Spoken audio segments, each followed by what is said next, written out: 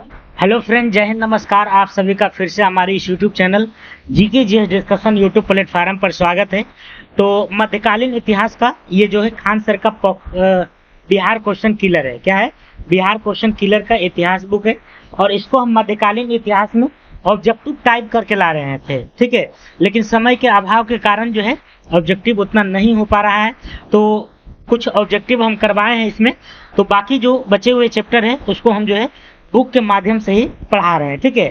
तो आपको चिंता नहीं करना है ना, जिस तरह से ऑब्जेक्टिव हम बता रहे थे उसी तरह से हम आपको जो है समझाते हुए इसमें आगे चलेंगे। एक बार अगर आप इस वीडियो को देख लीजिएगा और पीडीएफ को रिवीजन कर लीजिएगा तो हम उम्मीद करते हैं कि आपको पूरी तरह से समझ में आ जाएगा, ठीक है। तो मिडिवल हिस्ट्री का आज हम लोग जो है मुगल के बारे में पढ़ने वाले, मुगल के बारे में। तो इस बुक की बात करते हैं तो ये बुक में देख सकते हैं 1992 से लेकर 2025 तक जितने भी प्रश्न पूछे गए हैं हमारे बिहार स्टेट में, तो उन सारे प्रश्नों को इसमें समावेशित किया गया है, ठीक है।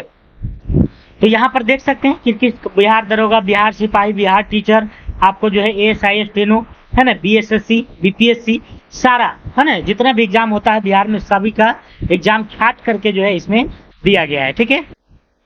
अब हम बात कर लेते हैं मध्यकालीन भारत के इतिहास में। तो मध्यकालीन में हम लोग जो है आज जो पढ़ने वाले हैं मुगल साम्राज्य के बारे में। मुगल साम्राज्य जो है काफी लंबा चैप्टर है, आप देख सकते हैं 110 से लेकर के 127 तक है। तो यही सिर्फ लंबा है, बाकी सब जो है छोटा है।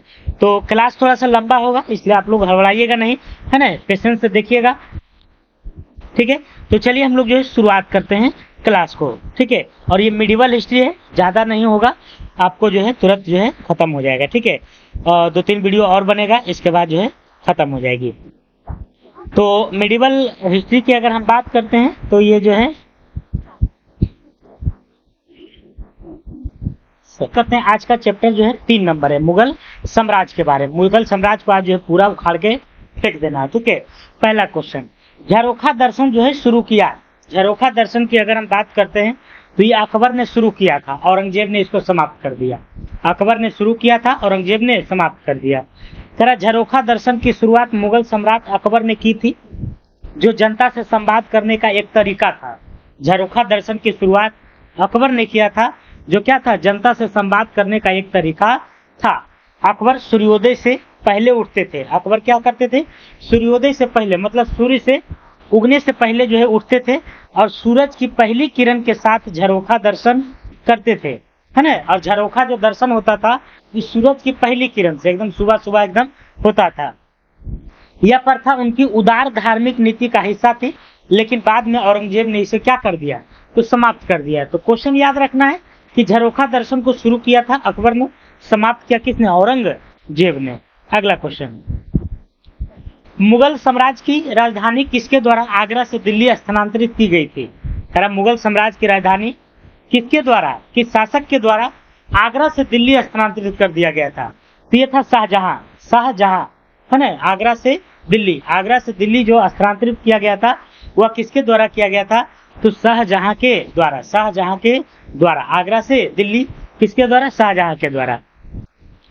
मुगल बादशाह शाहजहां ने साल 1638 में मुगल साम्राज्य की राजधानी आगरा से दिल्ली स्थानांतरित की थी। उन्होंने दिल्ली में शाहजहानाबाद नाम की नई राजधानी बसाई थी। और शाहजहां के बारे में बात कर रहा है कि शाहजहानाबाद नाम की नई राजधानी जो बसाई थी वह किसने? तो शाहजहां ने।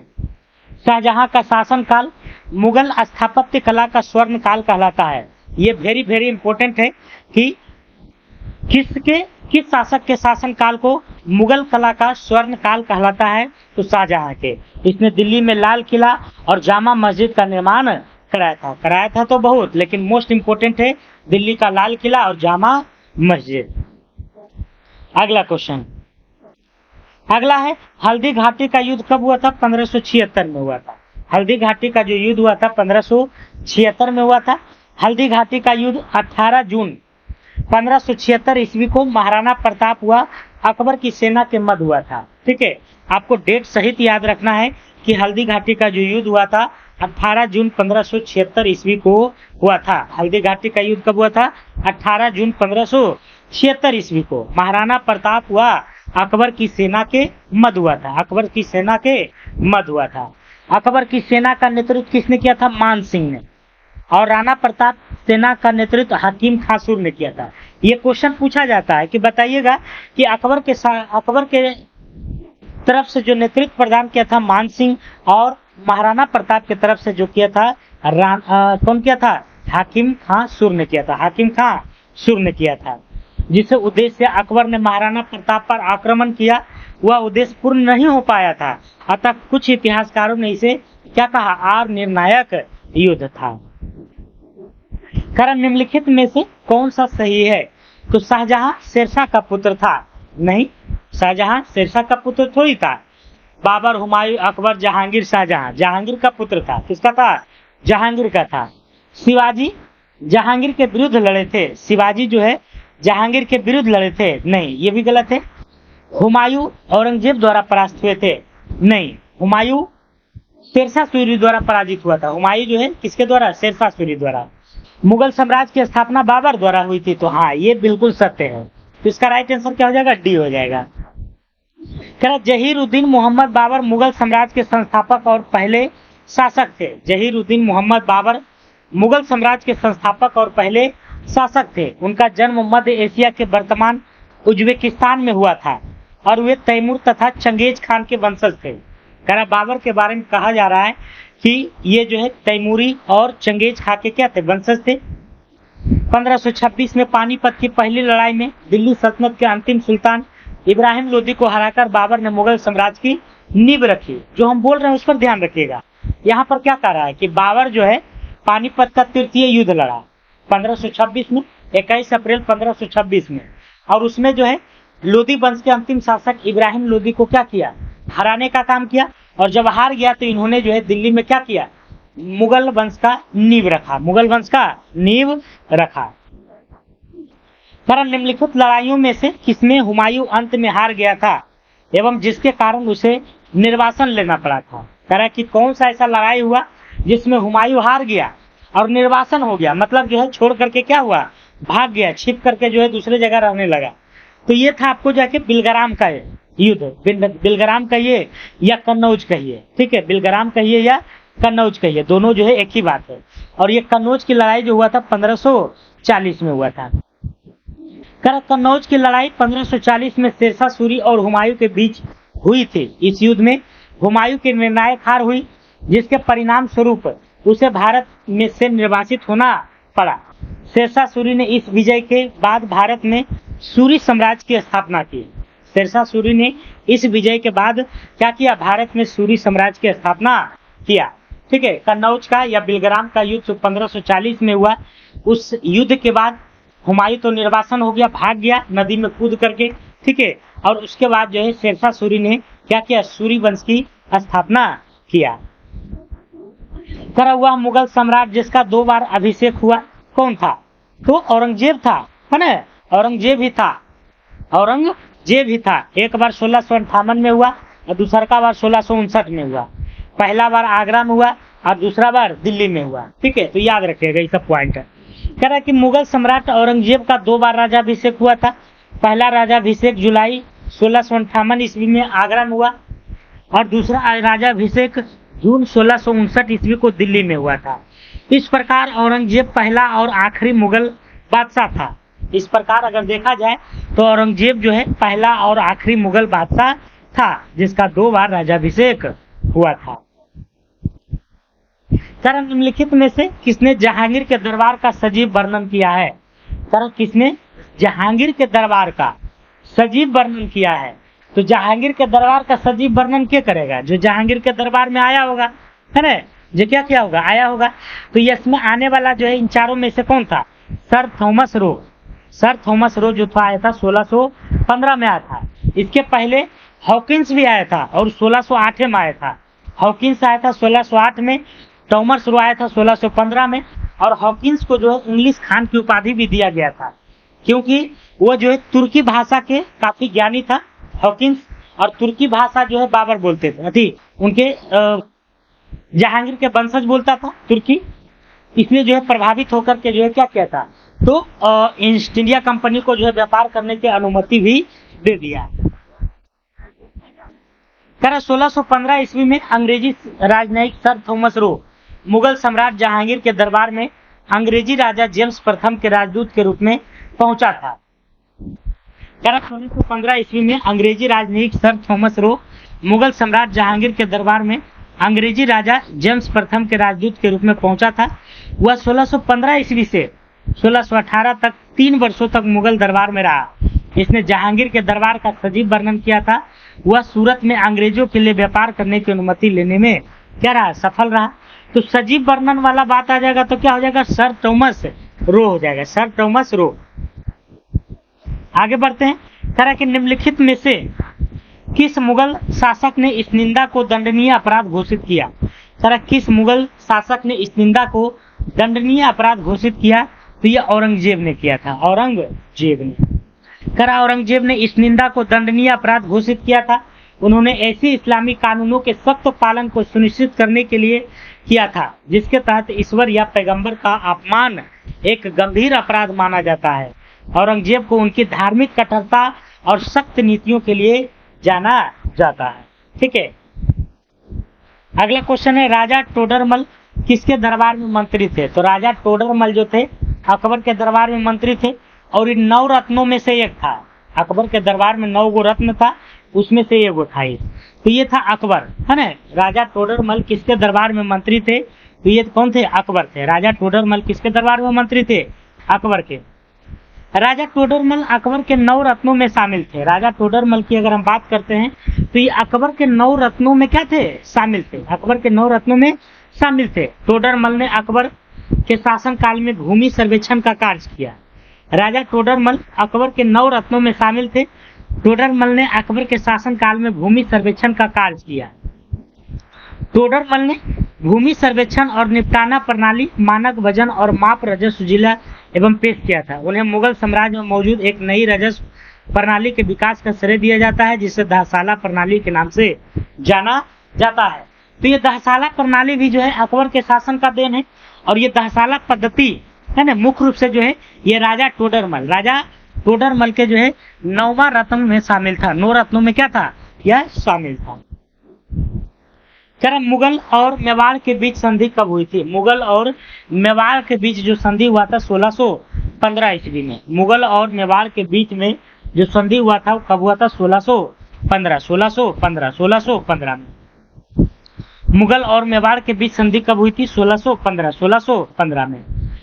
5 फरवरी 1615 को मुगल बादशाह जहांगीर और मेवाड़ के राजा अमर सिंह के बीच एक संधि हुई जिसे मुगल मेवाड़ संधि या चित्तौड़ की संधि कहा जाता है। मुगल और मेवाड़ के बीच संधि कब हुआ था, 1615 में।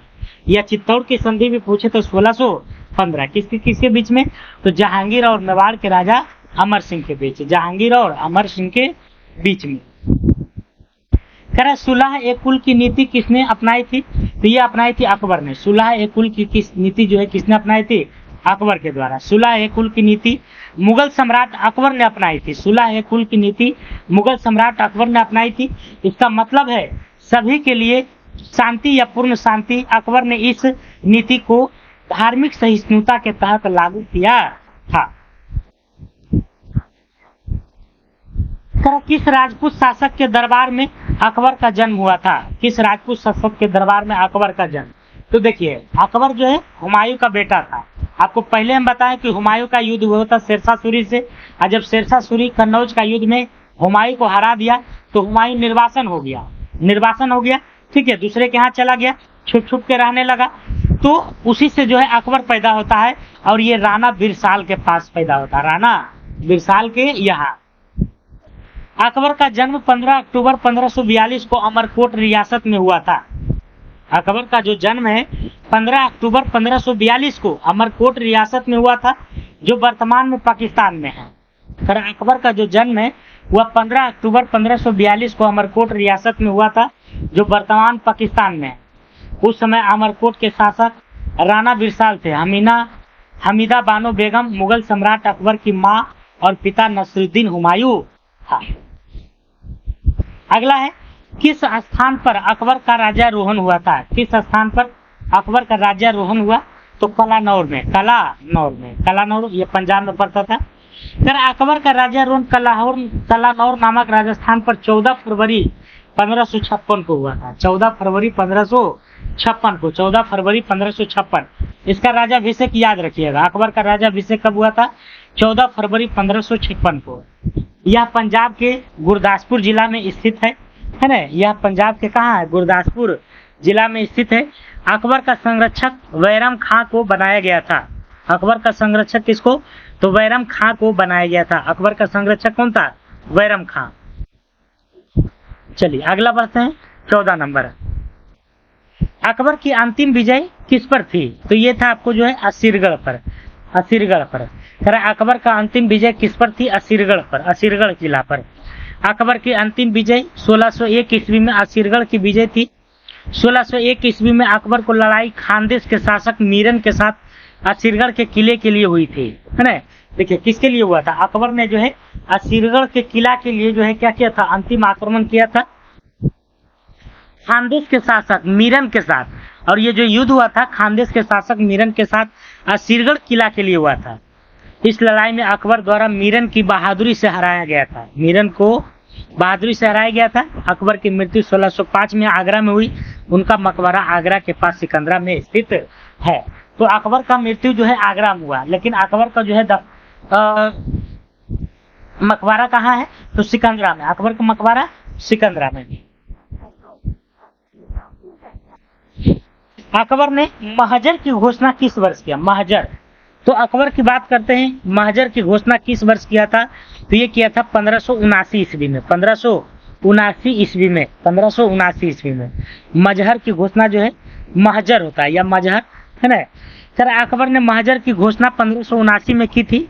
यह एक आधिकारिक आदेश था, ऑफिशियली आदेश था, जिसके तहत अकबर के धार्मिक मामलों में अंतिम निर्णय लेने का अधिकार मिला। और इस महजर की घोषणा से क्या हुआ? तो अकबर को यह अधिकार मिला। क्या अधिकार मिला? तो अंतिम निर्णय लेने का, धार्मिक नीतियों पर अंतिम निर्णय लेने का अधिकार मिला। महजर जारी होने के उपरांत अकबर ने सुल्तान ए आदिल या इमाम ए आदिल की उपाधि धारण किया था। जब महजर की घोषणा हो गया तो इन्होंने 2 उपाधि धारण किया, सुल्तान ए आदिल और इमाम ए आदिल। महजर का उद्देश्य धार्मिक विद्वानों के बीच सुलह और सहमति हासिल करना था। इस घोषणा का प्रारूप शेख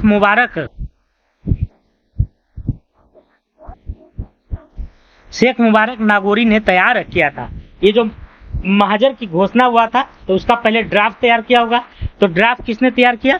मुबारक नागौरी, शेख मुबारक नागौरी ने। अगला है औरंगजेब की मृत्यु हुई थी 1707 में, है ना? 1707 में। और कहाँ हुआ था? अहमदनगर में। डेट 3 मार्च को, 3 मार्च को।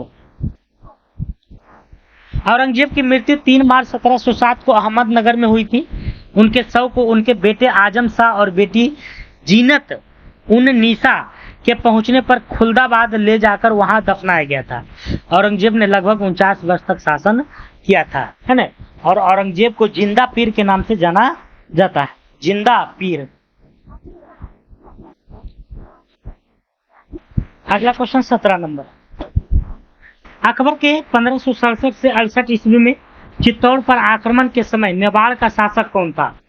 अकबर ने जब 1567 से 68 के बीच में चित्तौड़ पर आक्रमण किया तो उसमें मेवाड़ का जो शासक था राणा उदय सिंह।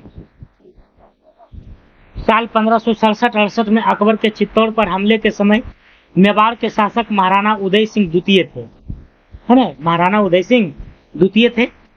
अकबर ने फरवरी 1568 को चित्तौड़गढ़ फतेह किया था। चित्तौड़ विजय के उपरांत वहां के 30,000 नागरिकों को अकबर ने कत्ले आम करवा दिया था, कटवा दिया था। सोच लीजिए।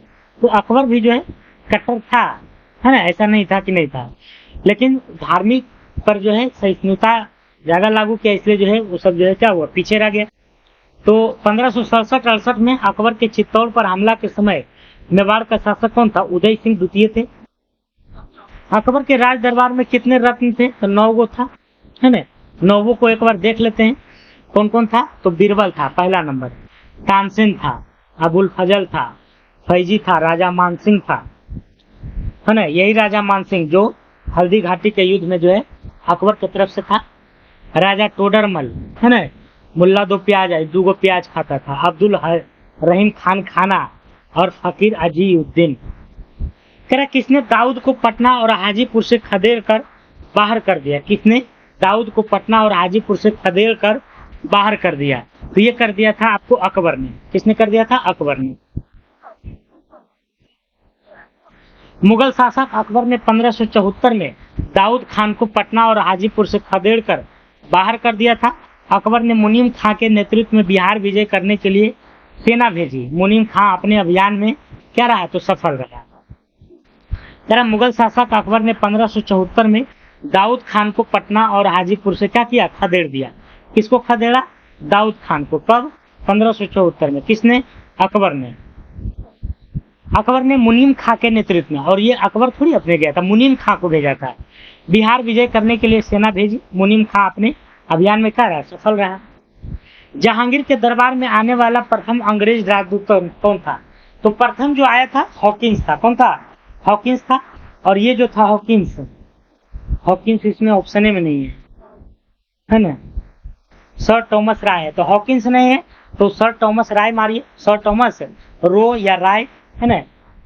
जरा जहांगीर के दरबार में या उसके शासनकाल में आने वाला प्रथम राजदूत कैप्टन हॉकिंस था, जो 1608 में हेक्टर नामक जहाज से सूरत बंदरगाह पर उतरा था। सूरत बंदरगाह पर उतरा और आगरा में जाके मिल लिया था। ठीक है। तो जहांगीर के दरबार में या उसके शासनकाल में आने वाला प्रथम राजदूत कौन था? कैप्टन हॉकिंस था, जो 1608 में हेक्टर नामक जहाज से आया था। किस जहाज से? तो हेक्टर से। यह आगरा में जहांगीर से मिला था। और यह आगरा में कहां से मिला था? सूरत में तो आया था, लेकिन मिला कहां? आगरा में। 1615 में सर थॉमस रोज जहाज से इंग्लैंड के सम्राट जेम्स प्रथम के राजदूत के रूप में अपने गुरु पादरी एडवर्ड टेरी के साथ भारत आया था। यह भारत में जहांगीर से व्यापार करने की अनुमति प्राप्त करने में सफल रहा। तो जहांगीर के बारे में हमेशा पूछा जाता है कि इसके शासनकाल में सबसे पहला अंग्रेज हॉकिंस आया, दूसरा का अंग्रेज सर थॉमस रो आया। पहला का कब आया? 1608 में। दूसरा का कब आया? 1615 में, है ना? पहला का जो आया वो किस जहाज से? हेक्टर नामक जहाज से। ठीक है। तो ये सब बातें याद रखना है।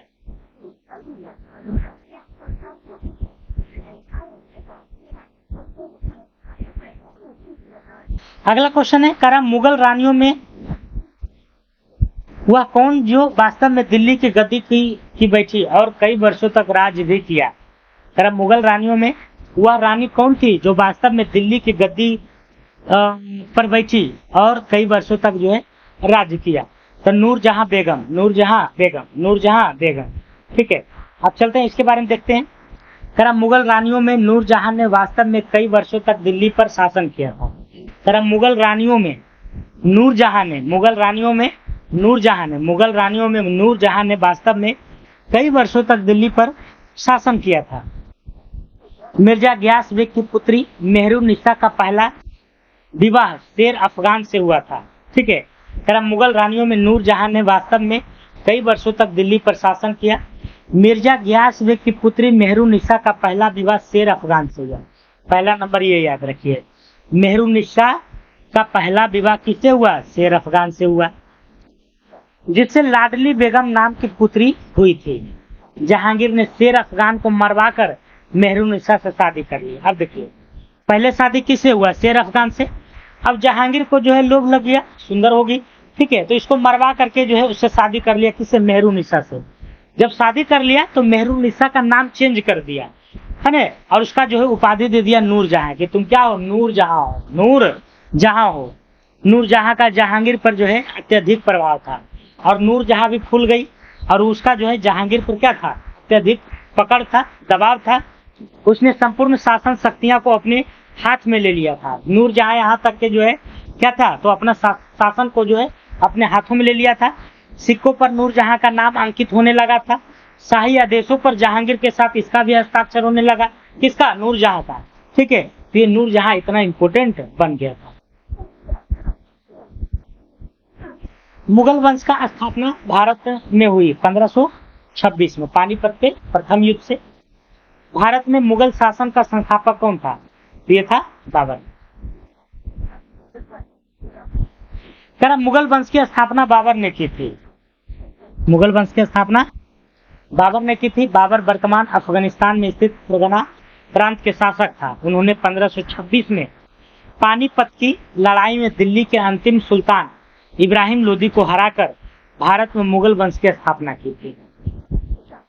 बाबर तुर्क मंगोल मूल का मध्य एशियाई शासक था। बाबर ने 1526 ईस्वी से 30 तक शासन किया। बाबर का जो शासन था 1526 से 1530 तक था। बाबर को भारत पर आक्रमण करने के लिए आमंत्रित पंजाब के सूबेदार, अब देखिए यहाँ से इंपोर्टेंट वो क्वेश्चन है, आखिर बाबर भारत आया कैसे, उसको क्या बुलाया है ना? तो उसको बुलाने वाला था पंजाब के सूबेदार दौलत खान लोदी एवं इब्राहिम लोदी के चाचा आलम खां के द्वारा बुलाया गया था। ठीक है, इब्राहिम लोदी के चाचा ये सब बुलाया था कि आइए आइए है ना, और दिल्ली पर आक्रमण करिए। आ गया है ना। इब्राहिम लोदी से ये सब के दुश्मनी था, इसीलिए जो है बुलाया और आक्रमण किया। क्या तुलसीदास के शासनकाल के दौरान थे तो कौन थे? अकबर थे। तुलसीदास के शासनकाल के दौरान कौन थे? अकबर। अकबर के शासनकाल में प्रसिद्ध संत तुलसीदास जी थे। इनका जन्म उत्तर प्रदेश के बांदा जिले के राजापुर गांव में हुआ था। यह भगवान राम के परम भक्त थे। इन्होंने अवधी भाषा में रामचरितमानस की क्या किया? रचना किया। चांद बीबी, जिन्होंने अकबर के बल के सामने समर्पण कर दिया था। चांद बीबी, जिन्होंने अकबर के बल के सामने समर्पण कर दिया था, है ना, की शासिका थी। कहाँ की शासिका थी? तो अहमदनगर का। अहमदनगर का चांद बीबी। चांद बीबी दक्कन क्षेत्र की शासिका थी। कहाँ की शासिका थी? दक्कन क्षेत्र की। इन्होंने 1580 से 90 ईस्वी के दौरान इब्राहिम आदिल शाह द्वितीय के अधीन बीजापुर सल्तनत और 1595 से 99 तक बहादुर शाह के अधीन अहमदनगर सल्तनत की शासिका के रूप में कार्य किया, जिन्होंने अकबर के बल के सामने आत्मसमर्पण कर दिया था। यह अहमदनगर के हुसैन निजाम शाह प्रथम की क्या था? बेटी थी। अकबर का दरबारी कवि कौन था? ये था रहीम खान। अकबर का दरबारी कवि कौन था? रहीम खान। अब्दुल रहीम खान एक खाना अकबर के नवरत्नों में से एक प्रमुख कवि और मंत्री थे। अकबर के दरबार में 9 रत्न थे, जिन्हें 9 रत्न कहा जाता था। ये थे बीरबल था, अबुल फजल, फैजी, टोडरमल, हकीम हुकाम, मान सिंह, तानसेन, अब्दुल रहीम खाने खाना, मुल्ला दो प्याजा। ये सब जो है क्या थे? 9 रत्नों में शामिल था। किस मुगल सम्राट का भारत के ज्यादातर हिस्सों पर शासन था? तो ज्यादातर जो है आपका औरंगजेब का था। किसका था? औरंगजेब का। औरंगजेब के शासन काल में मुगल साम्राज्य ने भारतीय उपमहाद्वीप के ज्यादातर हिस्सों पर शासन किया था। औरंगजेब 6ठा मुगल सम्राट था। उनका शासनकाल 1658 से 1707 तक चला था। औरंगजेब एक धार्मिक सुन्नी मुसलमान था। औरंगजेब क्या था? एक सुन्नी मुसलमान था। ये क्वेश्चन पूछ सकता है कि औरंगजेब जो है कौन सा मुसलमान था? सुन्नी। शिया और सुन्नी आप लोग समझते होंगे, है ना? जब पैगंबर मोहम्मद को पढ़ा रहे थे उसमें बताए थे। औरंगजेब ने अपने पिता शाहजहां को कैद में किस स्थान पर रखा था? तो औरंगजेब जो है अपने पिता शाहजहां को कैद कर लिया था और कैद करके आगरा का किला में रखा।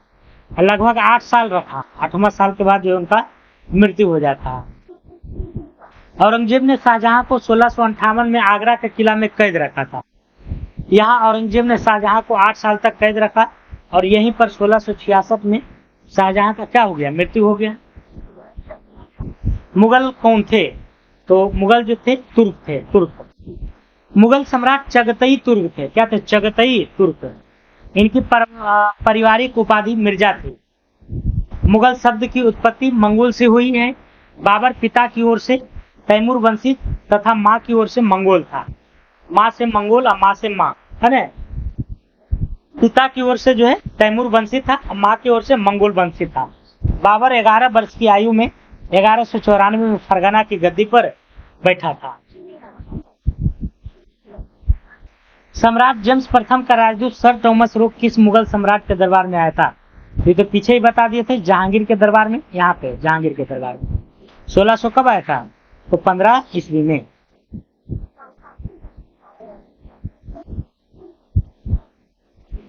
ब्रिटिश राजनयिक सर टॉमस रो 18 दिसंबर 1615 ईस्वी में मुगल सम्राट जहांगीर के दरबार में आया था। इसका प्रमुख उद्देश्य मुगल शासक से व्यापार करने की अनुमति लेना था। ठीक है, की बात करते हैं। पानीपत की दूसरी लड़ाई किनके बीच हुई थी? तो देखिए, पहला युद्ध हुआ था पानीपत का 1526 में, दूसरा का 1556 में। पहला जो युद्ध हुआ था आपको बाबर और इब्राहिम लोदी के बीच में, दूसरा का अकबर और हेमू के बीच में, और पानीपत का तृतीय युद्ध भी हुआ 1761 ईस्वी में। ठीक है, अहमद शाह अब्दाली और मराठों के बीच। तो यहाँ पर दूसरी लड़ाई के बारे में पूछा है तो अकबर और हेमू हो जाएगा। अकबर और, तो अकबर की तरफ से बैरम खान था, है ना, और हेमू। अकबर की तरफ से कौन था? बैरम खान। तरह पानीपत का दूसरा युद्ध 5 नवंबर 1556 को हेमू एवं अकबर के संरक्षक बैरम खान के मध्य लड़ा गया था, जिसमें हेमू पराजित हुआ। अकबर के सेनापति खान जमान और बैरम खान के लिए यह एक निर्णायक जीत था। अगला क्वेश्चन है 31 नंबर। किसने अपनी प्रजा में गंभीरता से भेदभाव और अन्याय को समाप्त करने का प्रयास किए? फिर किसने अपनी प्रजा में गंभीरता से भेदभाव और अन्याय को समाप्त करने का प्रयास किए? तो ये जो है अकबर। किसने? अकबर ने। फिर मुगल बादशाह अकबर ने अपनी प्रजा में भेदभाव और अन्याय को समाप्त करने के लिए कई क्रांतिकारी कदम उठाए। उन्होंने धार्मिक सहिष्णुता को बढ़ावा दिया, जजिया कर को समाप्त किया और विभिन्न धर्मों के बीच संवाद को प्रोत्साहित किया। ठीक है, भारत में मुगल शासकों का निम्नलिखित में से कौन सा अवरोही क्रम सही है? तो मुगल शासक में बता देते हैं बाबर, हुमायूं, अकबर, जहांगीर, शाहजहां, औरंगजेब। बाबर, हुमायूं, अकबर, जहांगीर, शाहजहां, औरंगजेब। ठीक है, इसका जो है राइट आंसर हो जाएगा डी। भारत में मुगल साम्राज्य की स्थापना 1526 ईस्वी में बाबर ने की थी। बाबर के पुत्र का नाम हुमायूं था। हुमायूं का पुत्र अकबर और अकबर का पुत्र जहांगीर। प्रश्नानुसार मुगल शासकों का अवरोही क्रम हुमायूं, अकबर, जहांगीर और शाहजहां। भारत में बाबर के आगमन के कारण उपमहाद्वीपों में बारूद का आगमन हुआ। क्षेत्र की वास्तुकला में मेहराब और गुंबद का परिचय हुआ। प्रदेश में तैमुरिड राजवंश की स्थापना हुई। युद्ध में तोपों की शुरुआत हुई। तो ये जो है 3 और 4 क्या हो जाएगा? राइट हो जाएगा। भारत में बाबर का आगमन का क्या कारण था? तो 3 और 4 हो जाएगा। बाबर तैमूर का वंशज था। बाबर जो था तैमूर का क्या था? वंशज था। और उसने 1526 में पानीपत की पहली लड़ाई के बाद भारत में तैमूरी परंपरा पर आधारित मुगल वंश की स्थापना की। भारत में संगठित हुआ प्रभावी रूप से तोपों का उपयोग। पहली बार बाबर ने, है ना, तोपों का प्रयोग सबसे पहले, है ना, पानीपत का प्रथम युद्ध में हुआ था बाबर के द्वारा। और उसमें जो है उस्ताद अली और मुस्तफा, ये दोनों जो है ना, संचालक थे बम का। उस्ताद अली और मुस्तफा नामक तोपखाने के विशेषज्ञों की सहायता से पानीपत की पहली लड़ाई 1526 किया था, जिससे उसे इब्राहिम लोदी की विशाल सेना पर जीत हासिल मिली। इब्राहिम लोदी के पास सेना बहुत था, लेकिन इसके पास बारूद नहीं था। एक बार बारूद मारता था, है ना, 100 गो सेना जो है खत्म हो जाता था। तो बारूद का प्रयोग भारत में सबसे पहले बहमनी और विजयनगर साम्राज्य की सेनाओं द्वारा 14वीं और 15वीं शताब्दी में किया गया था।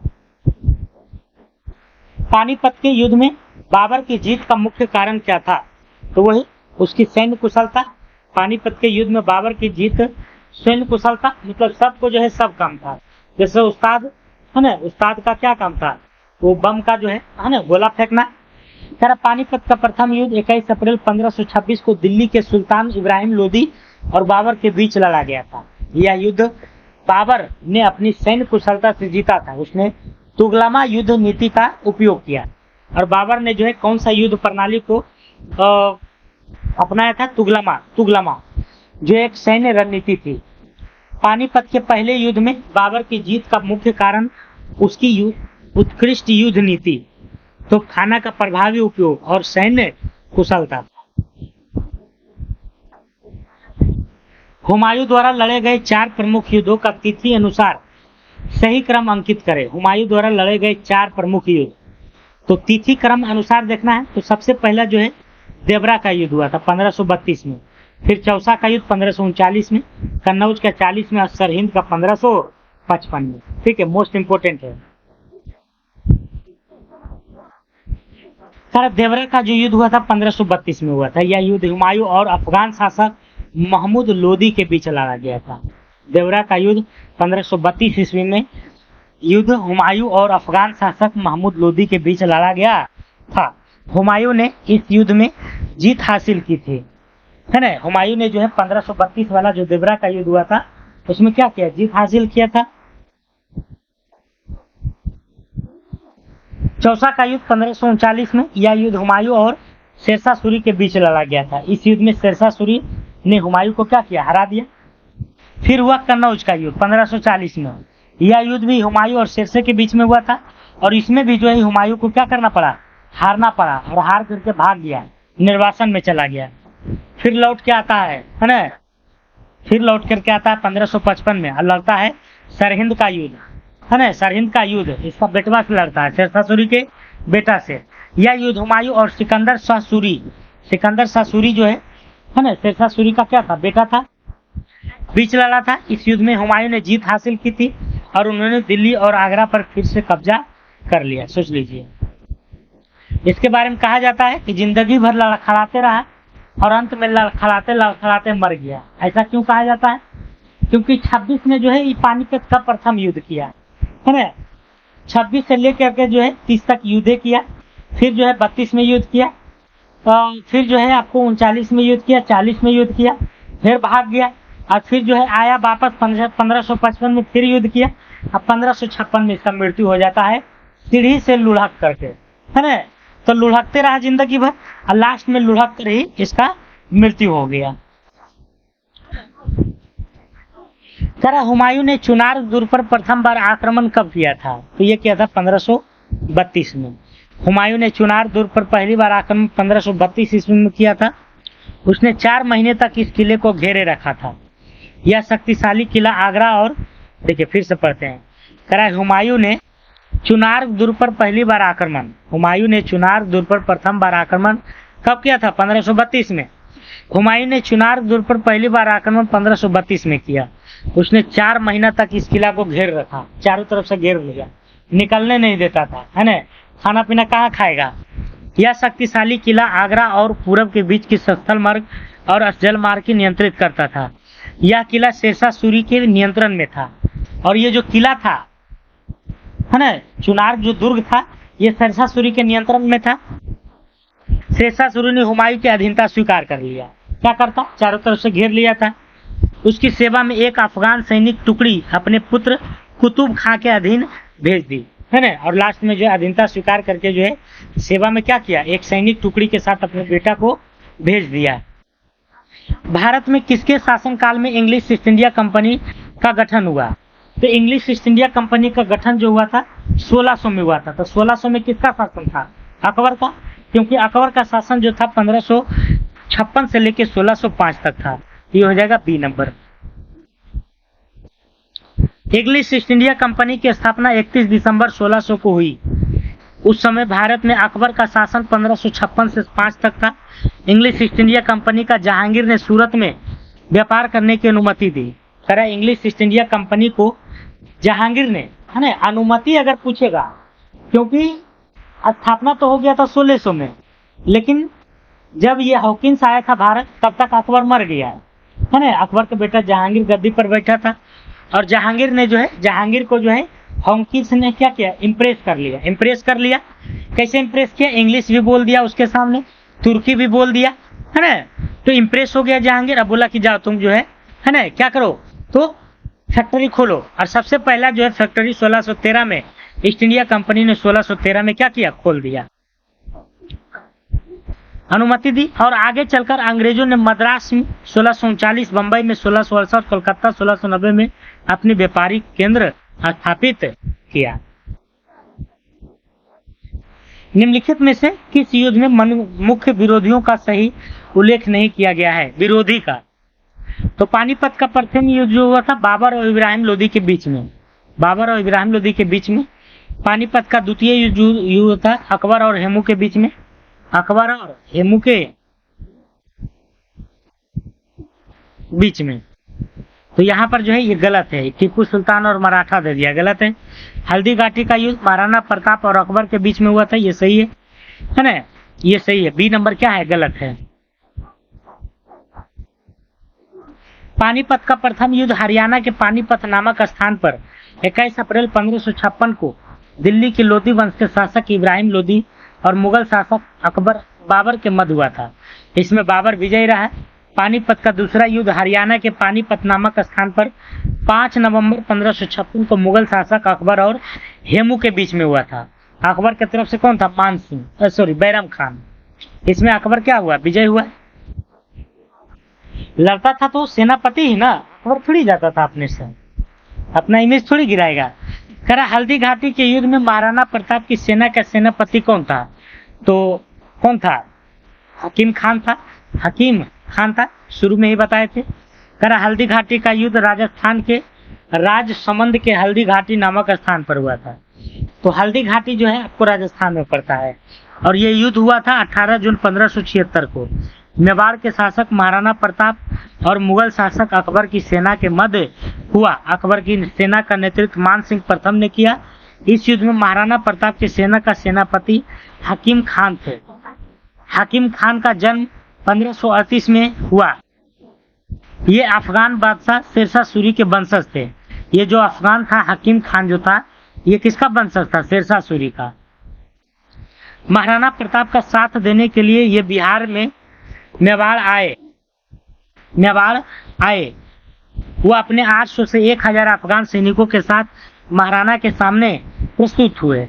हकीम खान सूरी को महाराणा प्रताप ने मेवाड़ का सेनापति घोषित किया। हकीम खान हरावल सेना की सबसे आगे वाली पंक्ति का नेतृत्व करते थे। ये मेवाड़ के शस्त्रागार प्रमुख थे। हकीम खान सूरी एकमात्र व्यक्ति थे जो मुगलों के खिलाफ मुसलमान होते हुए भी महाराणा प्रताप की तरफ से लड़ते थे। अकबर ने बंगाल तथा बिहार को मुगल साम्राज्य में मिलाया। अकबर ने बंगाल और बिहार को जो मिलाया था 1576 ईस्वी में। 1576 ईस्वी में। करा सुलेमान करा रानी की मृत्यु 1572 ईस्वी में। दाऊद खां की गद्दी पर बैठा, उसने अपने आप को स्वतंत्र घोषित कर दिया। अकबर ने मुनीम खान को आक्रमण करने के लिए भेजा। मुनीम खान ने दाऊद को युद्ध में पराजित किया और तथा 1574 में बिहार का है ना मुगलों की अधिपत्य हो गया। पराजित होने के बाद वो दारुल भाग गया है ना, दाऊद बंगाल भाग गया। दाऊद कहाँ भाग गया, बंगाल। किंतु 12 मार्च 1576 को टोडरमल है ना, थोड़ा सा पीडीएफ जो है गड़बड़ा गया, आगे चलते हैं, हिल गया है ना। थोड़ा ईरान के शाह और मुगल शासकों के बीच झगड़े की जड़ क्या था। ईरान के शाह और मुगल शासकों के बीच झगड़ा जो था वह कंधार के लिए था, कंधार के लिए। निम्नलिखित में किस इतिहासकार ने शाहजहां के शासनकाल को मुगल काल का स्वर्ण युग कहा था, तो ये एल श्रीवास्तव ने कहा था। ये बातें जो कहा था एल श्रीवास्तव,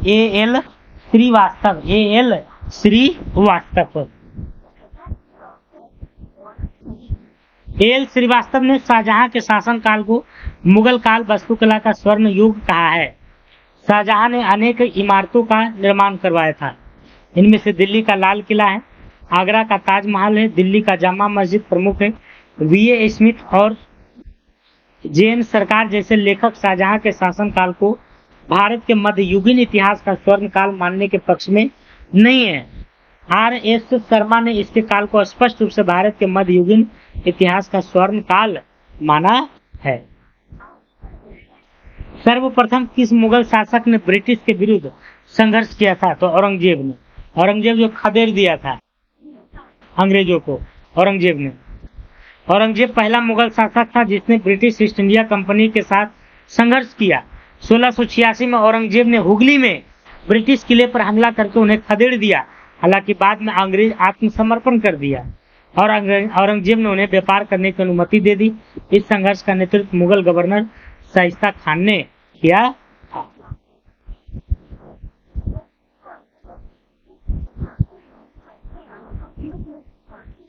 औरंगजेब द्वारा चलाए जिहाद का अर्थ है, जिहाद का मतलब क्या है, तो दारुल इस्लाम है। क्या? दारुल इस्लाम। औरंगजेब द्वारा चलाए गए जिहाद का अर्थ दारुल इस्लाम था।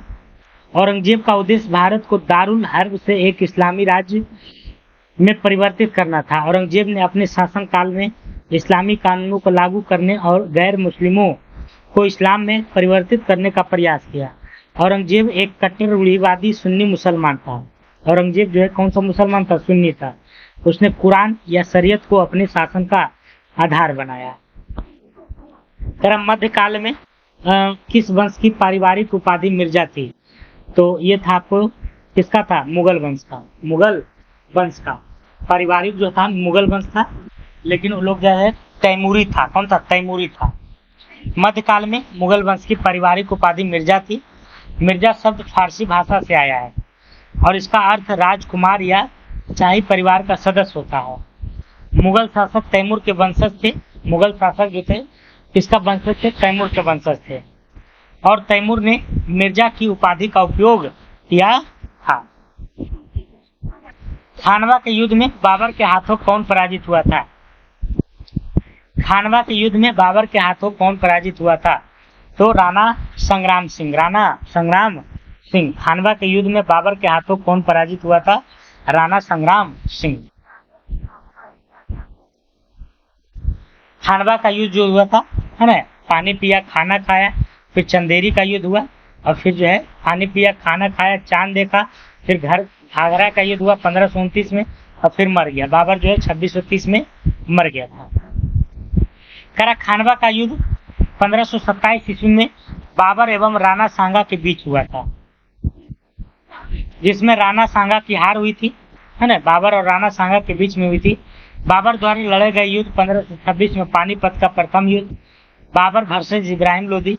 1528 में चंदेरी का युद्ध, बाबर वर्सेज मेदिनी राय, है ना। 1529 में घाघरा का युद्ध, बाबर वर्सेज अफगान, है ना, महमूद लोदी के बीच में। हमीदा बानो बेगम की माँ थी, कौन थी? तो सम्राट अकबर। हमीदा बानो बेगम की माँ थी, है ना, किसकी माँ थी? तो अकबर की। हमीदा बानो बेगम अकबर की माँ थी। वह हिंदाल के गुरु मीर अमली अकबर की बेटी थी। उन्हें मरियम मक्कानी नाम से भी जाना जाता है, जिसका अर्थ है मासूमियत की प्रतिमूर्ति। इनमें से किस मुगल शासक ने सबसे लंबे समय तक भारत पर शासन किया? तो सबसे लंबा जो किया था अकबर, है ना, अकबर ने 1556 से लेकर के 1605 तक। जोड़ लीजिए कैसा हो गया। तो अकबर ने सर्वाधिक समय 1556 से 5 तक शासन काल किया। जहांगीर ने 1605 से 27 तक, शाहजहां ने 28 से 1658 तक शासन किया था। मुगल शासकों में सर्वाधिक समय तक औरंगजेब ने 1658 से 1707 तक शासन किया था। पानीपत का प्रथम युद्ध किस वर्ष हुआ था? तो ये हुआ था 1526 में। पानीपत का प्रथम युद्ध किस वर्ष हुआ था? 1526 में। पानीपत का प्रथम युद्ध किनके बीच हुआ था? तो ये हुआ था बाबर और इब्राहिम लोदी के बीच में। चौसा का युद्ध जो है किनके बीच हुआ था? तो ये भी जो है शेरशाह सूरी और हुमायूं के बीच में हुआ था। ठीक है, शेरशाह सूरी और हुमायूं के बीच में। चौसा का युद्ध 26 जून 1539 को हुमायूं और सूरी के बीच हुआ था। इस युद्ध में शेरशाह सूरी ने हुमायूं को हराया। इस युद्ध में शेरशाह सूरी ने हुमायूं को हराया, जिसके परिणाम स्वरूप हुमायूं को भारत से निर्वासित होना पड़ा। शेरशाह की यह विजय भारतीय उपमहाद्वीप में सूरी साम्राज्य की नींव रखने में महत्वपूर्ण साबित हुई। औरंगजेब के काल में जिन सतनामियों ने बगावत कर नारनौल शहर को दखल कर लिया था, वे जो है रविदास के क्या थे? अनुयायी थे। पर औरंगजेब के काल में जिन सतनामियों ने बगावत कर नारनौल शहर को दखल कर लिया था, वह जो है रविदास के क्या थे? अनुयायी थे। सतनामी संप्रदाय की स्थापना वीरभान नामक एक संत ने नारनौल में 1657 में किया था। सतनामी संप्रदाय की स्थापना वीरभान नामक एक संत ने नारनौल में 1657 में की थी। वह वीरभान रविदास के प्रसिद्ध अनुयायी थे। सतनामी पंथ के अनुयायी 1672 में औरंगजेब के विरुद्ध एक विद्रोह किया था। निम्नलिखित प्रदेशों या राज्यों में से एक है जो अकबर के शासन काल के अंतर्गत मुगल साम्राज्य की सीमाओं से बाहर था। तो ये बीजापुर जो था ये क्या था, मुगल सल्तनत से बाहर था। अकबर के शासन काल में मुगल साम्राज्य की उत्तर पश्चिमी सीमा हिंदुकुश तक, दक्षिणी सीमा गोदावरी तक, पूरब में बंगाल तक और पश्चिम में हिंदुकुश तक फैली हुई थी। लेकिन बीजापुर अकबर के साम्राज्य में शामिल नहीं था। यह स्वतंत्र राज्य के रूप में बना रहा। इसे बाद में औरंगजेब ने 1686 में क्या किया था, जीता था। इनमें से किस शासक ने सबसे अधिक समय तक शासन किया? तो औरंगजेब ने। इनमें से किस शासक ने सबसे अधिक तक? तो औरंगजेब ने। औरंगजेब एक मुगल शासक था जिसने वर्ष 1658 से लेकर के 1707 तक शासन किया। यह मुगल शासकों में सबसे अधिक समय तक शासन करने वाला था। यह एक क्रूर तथा कट्टर मुस्लिम शासक था जिसने इस्लाम को बढ़ावा देने के लिए उद्देश्य से जबरन हिंदुओं को मुसलमान बनाया, मंदिरों को तहस नहस किया तथा हिंदुओं पर जजिया जैसे धार्मिक कर लगाया, है ना। जो हिंदू मुस्लिम नहीं बनता था उस पर जजिया लगाया जाता था। शाहजहां के नाम से शासक बनने के पहले शाहजादे के रूप में शाहजहां का नाम था, तो ये था खुर्रम, है ना। शाहजहां का जो बचपन का नाम था और खुर्रम था। शाहजहां का जन्म 5 जनवरी 1592 को लाहौर में हुआ था और इनकी मृत्यु 22 जनवरी 1666 को आगरा में हुआ। इसका बचपन का नाम खुर्रम था। शाहजहां को स्थापत्य कला का जनक कहा जाता है। शाहजहां को क्या कहा जाता है? स्थापत्य कला का जनक कहा जाता है। शाहजहां का शासनकाल 1628 से 1658 ईस्वी तक ही था। इसे 8 वर्षों तक कैद करके इसके पुत्र औरंगजेब ने आगरा में रखा था।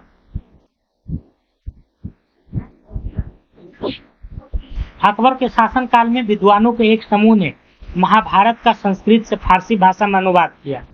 अकबर के शासनकाल में विद्वानों के एक समूह ने महाभारत का संस्कृत से फारसी भाषा में अनुवाद किया।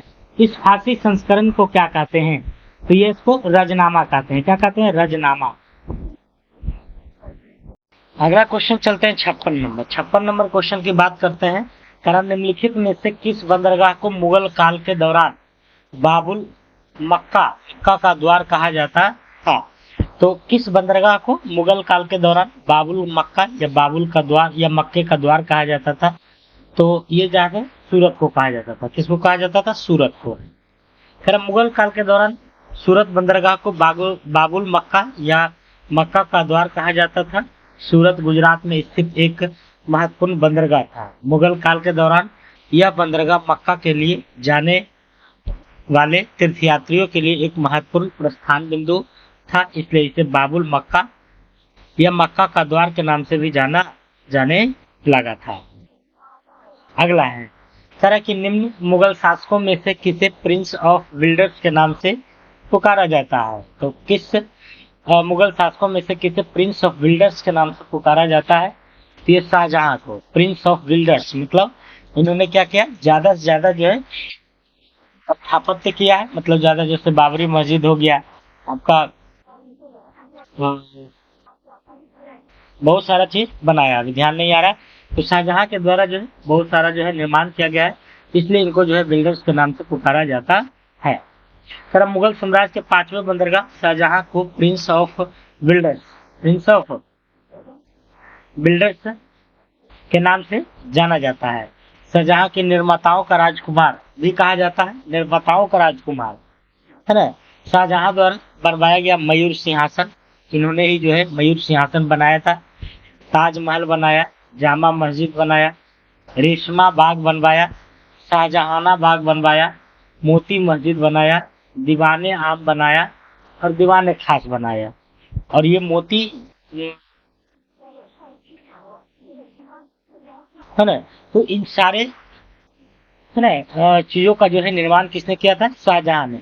इसीलिए इनको जो है क्या कहा जाता है? निर्माताओं का राजकुमार। ठीक है। तानसेन किसके शासक के दौरान रहा था? तानसेन जो है किसके शासक? तो अकबर के काल में क्या थे? नवरत्न थे। नौ रत्न में से एक थे। तरह तानसेन एक प्रसिद्ध सितार वादक था। तानसेन जो है एक प्रसिद्ध क्या था? सितार वादक था, जो मुगल शासक अकबर के नवरत्नों में से एक था। उसका असली नाम रामतनु पांडे था, है ना। अकबर का जो असली नाम था, सॉरी, तानसेन का जो अकबर असली नाम था रामतनु पांडे। ये क्वेश्चन में पूछा जाता है। यह शास्त्रीय संगीत का महान ज्ञाता था। शास्त्रीय संगीत का महान ज्ञाता था। तानसेन ने दरबारी, तोड़ी, मियां की मल्हार, मियां की सरंग आदि राग रागियों की रचना किया है। फिर अकबर 15 अक्टूबर 1542 को पैदा हुआ था। अकबर जो है 15 अक्टूबर 1542 को पैदा हुआ था। तो ये अमरकोट में हुआ था। कहाँ हुआ था? अमरकोट में। फिर अकबर जो है 15 अक्टूबर 1542 को इनका जन्म होता है अमरकोट में। अकबर का जन्म 15 अक्टूबर 1542 को अमरकोट वर्तमान पाकिस्तान में पड़ता है। इसके पिता का नाम हुमायूं व माता के नाम हमीदा बानो बेगम था। अकबर मुगल साम्राज्य का 1556 से लेकर 1605 तक शासन किया था। राष्ट्रीय शासक किसको कहा गया है? तो राष्ट्रीय शासक की बात करते हैं तो अकबर को कहा गया है। अकबर को राष्ट्रीय शासक कहा जाता है क्योंकि उन्होंने भारत के अधिकांश हिस्सों पर शासन कर विभिन्न धर्मों और समुदायों को एक साथ लाने का प्रयास किया था। उनका शासनकाल सामाजिक और सांस्कृतिक समृद्धि के लिए जाना जाता है। भारत का अंतिम मुगल शासक कौन था? तो अंतिम मुगल शासक जो था औरंगजेब था, सॉरी, बहादुर शाह जफर था। भारत का अंतिम मुगल शासक कौन था? बहादुर शाह जफर था। भारत का अंतिम मुगल सम्राट कौन था? बहादुर शाह जफर। भारत का अंतिम मुगल शासक बहादुर शाह जफर था। उसका जन्म 24 अक्टूबर 1775 को हुआ था। यही बहादुर शाह जफर था जिसके शासन काल में 1857 का विद्रोह हुआ था, सिपाही विद्रोह हुआ था। ठीक है। इन्होंने 37 से 57 तक जो है शासन किया। 57 की क्रांति में भाग लेने के कारण अंग्रेजों ने इन्हें गिरफ्तार करके रंगून भेज दिया था, बर्मा भेज दिया था। ठीक है। और वहीं पर उनका 1862 में मृत्यु हो जाता है। ठीक है। सर औरंगजेब जो है किसका बेटा था? तो बाबर, हुमायूं, अकबर, जहांगीर, शाहजहां का बेटा था। शाहजहां को ही कैद कर लिया था ये औरंगजेब। ठीक है। 8 साल तक कैद रखा था। तरह औरंगजेब मुगल शासक शाहजहां का पुत्र था।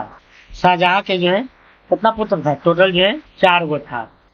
औरंगजेब था, और कौन था? दारा शिकोह, शुजा, मुराद। शाहजहां के चारों पुत्रों के मध्य उत्तराधिकारी का युद्ध हुआ था। इसमें औरंगजेब जो है क्या हुआ? सफल हुआ। तानसेन का वास्तविक नाम क्या था? तो तानसेन का जो वास्तविक नाम था रामतनु पांडे। अभी कुछ देर पहले बताए थे। तानसेन का वास्तविक नाम रामतनु पांडे था। तानसेन हिंदुस्तानी शास्त्रीय संगीत के महान ज्ञाता थे। तानसेन जो थे शास्त्रीय संगीत, क्लासिकल डांस के महान ज्ञाता थे। तानसेन मुगल शासक अकबर के नवरत्न थे।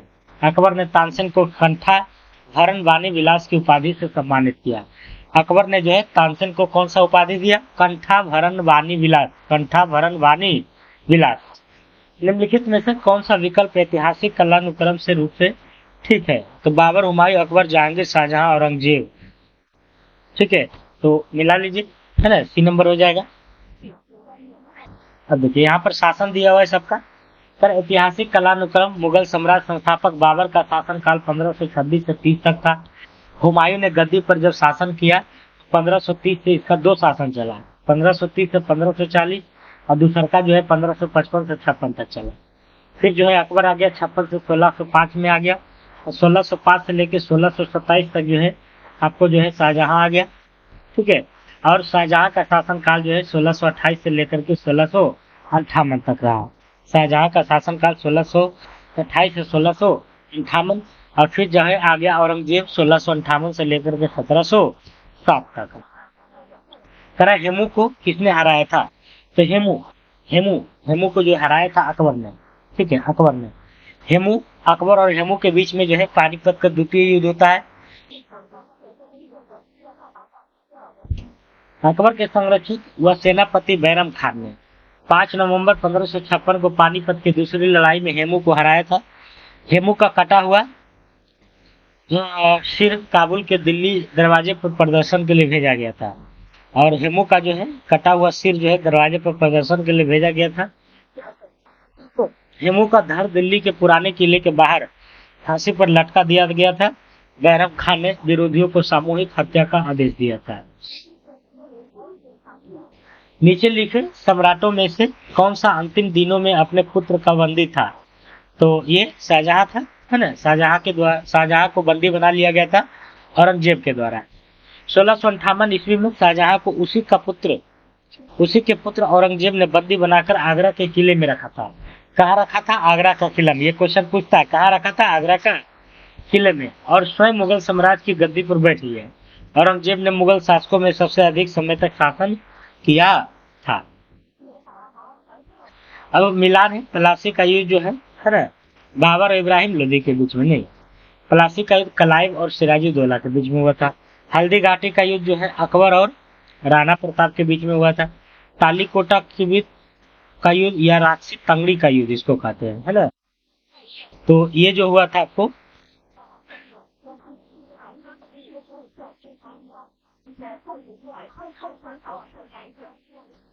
हाँ, तालीकोटा का युद्ध से जो है विजयनगर साम्राज्य का क्या हुआ था? पतन हुआ था।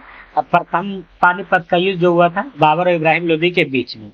30 नंबर ऑप्शन जो है राइट हो जाएगा। यहाँ पर देखिए दिया हुआ है एकदम खूबसूरत से पानीपत का युद्ध बाबर एवं इब्राहिम लोदी के बीच। तालीकोटा का युद्ध 1565 में विजयनगर साम्राज्य का पतन हुआ था। हल्दी घाटी का युद्ध है ना 1576 में हुआ अकबर और महाराणा प्रताप के बीच में। महाराणा प्रताप की ओर से हाकिम खासूर था, अकबर की तरफ से जो है कौन था? बैरम खान। प्लासी का युद्ध रॉबर्ट क्लाइव और सिराजुद्दौला के बीच हुआ था। उसने करा खुलासत उल तबारिक किसने लिखा है? खुलासत उल तबारिक की बात करते हैं तो ये जो है सुजान राय खन्नी ने। सुजान राय की रचना खुलासत उल तबारिक के बीच पूरी हुई थी। यह विशेष रूप से पंजाब के इतिहास के लिए एक महत्वपूर्ण स्रोत मानी जाती है। ठीक है, अगला है मुगल काल में उत्तर पश्चिम भारत का एक महत्वपूर्ण हस्तशिल्प उत्पादन और वितरण केंद्र था। मुगल काल में उत्तर पश्चिम भारत का एक महत्वपूर्ण हस्तशिल्प उत्पादन और वितरण केंद्र जो है था कौन था? तो लाहौर था। कौन था? लाहौर था। अगला क्वेश्चन है कह रहा है कि पादशाह नामा की रचयिता कौन है? तो ये अब्दुल हमीद लाहौरी। पादशाह नामा की रचना किसने किया था? अब्दुल हमीद लाहौरी ने, अब्दुल हमीद लाहौरी के द्वारा। ठीक है, अब यहाँ पर थोड़ा सा व्याख्या देख लेते हैं।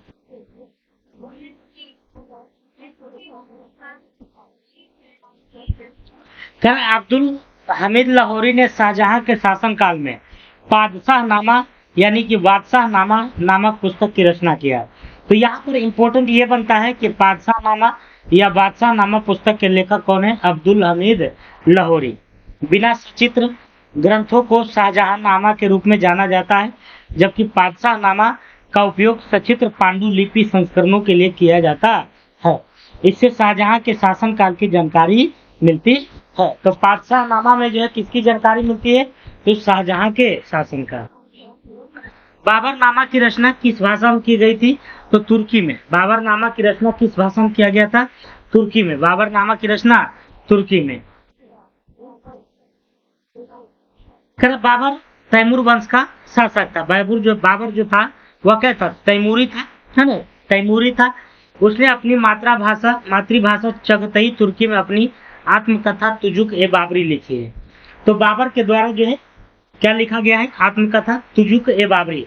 और ये जो है किस भाषा में आपसे पूछेगा? तो चगतई तुर्क में। तुजुक ए बाबरी को फारसी में अनुवाद अकबर के शासनकाल में मुगल दरबार के साहित्यकार अब्दुल रहीम खाना द्वारा किया गया था। तो कह रहा है कि तुजुक ए बाबरी जो बाबर की आत्मकथा था उसको जो है फारसी में अनुवाद जो है किसने किया था? अब्दुल रहीम खाना। अगला प्रश्न कह रहा है कि पुस्तक हुमायूं नामा किसने लिखा है? तो हुमायूं नामा जो लिखा था गुलबदन बेगम। गुलबदन बेगम ने किसके कहने पर हुमायूं नामा लिखा था? तो ये जो है अकबर के कहने पर। किसके कहने पर?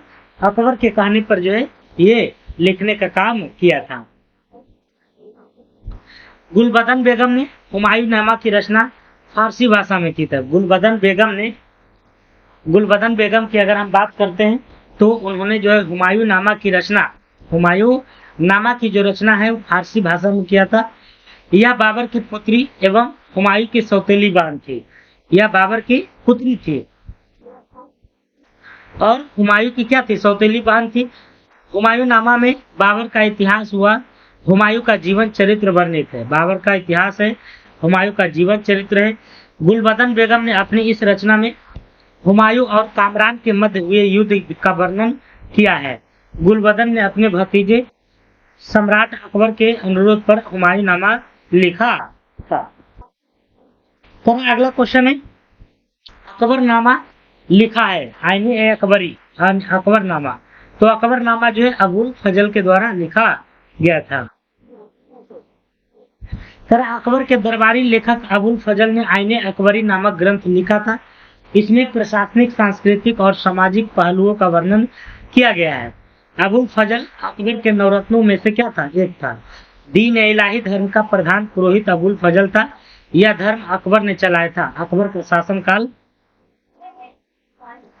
की बात करते हैं तो 1556 से लेकर 1605 ईस्वी तक जो है 1556 से लेकर के 1605 तक चला था। अकबरनामा का अकबर का किताब के नाम से जाना जाता है तथा इसके तीसरे खंड को आईने अकबरी के नाम से जाना जाता है। इसे फारसी में लिखा था जो 1600 से लेकर 1605 में प्रकाशित हुई। मुगल साम्राज्य के दौरान कौन सी भाषा सरकारी कामकाज के उपयोग में लाई जाती थी? तो मुगल साम्राज्य के दौरान जो कामकाज की भाषा था ऑफिस, वह कौन सी भाषा थी? तो फारसी था। कौन था? फारसी था। मुगल साम्राज्य के दौरान फारसी भाषा को मुगल दरबार की राजभाषा घोषित किया गया था। फारसी ईरान की मूल भाषा है। फारसी जो था ईरान की क्या था? मूल भाषा है और अफगानिस्तान में भी प्रचलित थी। पहला मुगल सम्राट बाबर अफगानिस्तान से आया था, इसलिए जब मुगल भारत आए तब वो अपने साथ फारसी भाषा भी अपने साथ ले आए। अगला है तरह की तबकात ए अकबरी। तबकात ए अकबरी जिसे कभी कभी अबुल फजल के अकबरनामा से अधिक विश्वसनीय माना जाता है, किसके द्वारा लिखा गया था? तो ये जो है निजामुद्दीन अहमद के द्वारा। तबकात ए अकबरी जिसे कभी कभी अबुल फजल के अकबरनामा से अधिक विश्वसनीय माना जाता है, तबकात अकबरी को। तो ये किसके द्वारा लिखा गया था? मतलब तबकात अकबरी, तो ये जो है निजामुद्दीन अहमद के द्वारा। निजामुद्दीन अहमद के द्वारा। ख्वाजा निजामुद्दीन अहमद द्वारा लिखित तबकात ए अकबरी को कभी कभी अबुल फजल के अकबरनामा से अधिक विश्वसनीय माना जाता है। वह अकबर के दरबार में मीर बख्शी यानी कि वित्त मंत्री के पद पर थे। यह प्रारंभिक मुस्लिम आक्रमणों से लेकर अकबर के शासनकाल के अंतिम वर्षों तक एक विस्तृत और विश्वसनीय इतिहास प्रदान करता है। अकबरनामा की तुलना में यह पुस्तक अधिक निष्पक्ष और चापलूसी रहित लिखी गई थी। फुतुहात ए आलमगीरी किसके द्वारा लिखी गई थी? फुतुहात ए आलमगीरी किसके द्वारा लिखी गई थी?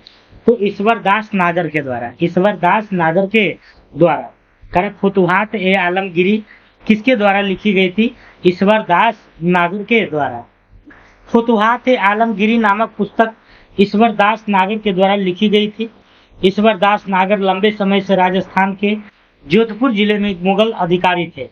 इस कृति में 1698 तक औरंगजेब के शासनकाल की कुछ महत्वपूर्ण घटनाएं शामिल है।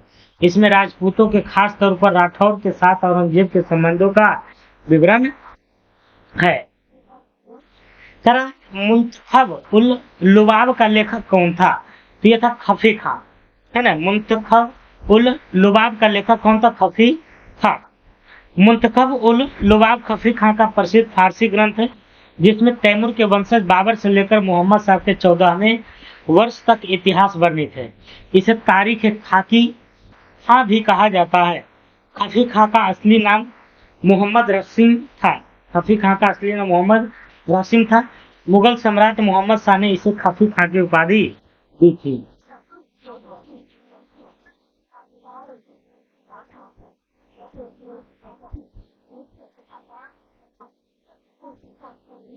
मुगल दरबार में प्रमुख चित्रकार कौन था जिसके नेतृत्व में अकबर ने चित्रकला का एक पृथक विभाग स्थापित किया। तरह मुगल दरबार में प्रमुख चित्रकार कौन था जिसके नेतृत्व में अकबर ने चित्रकला का एक पृथक विभाग स्थापित किया। अब्दुल समद था। अब्दुल समद।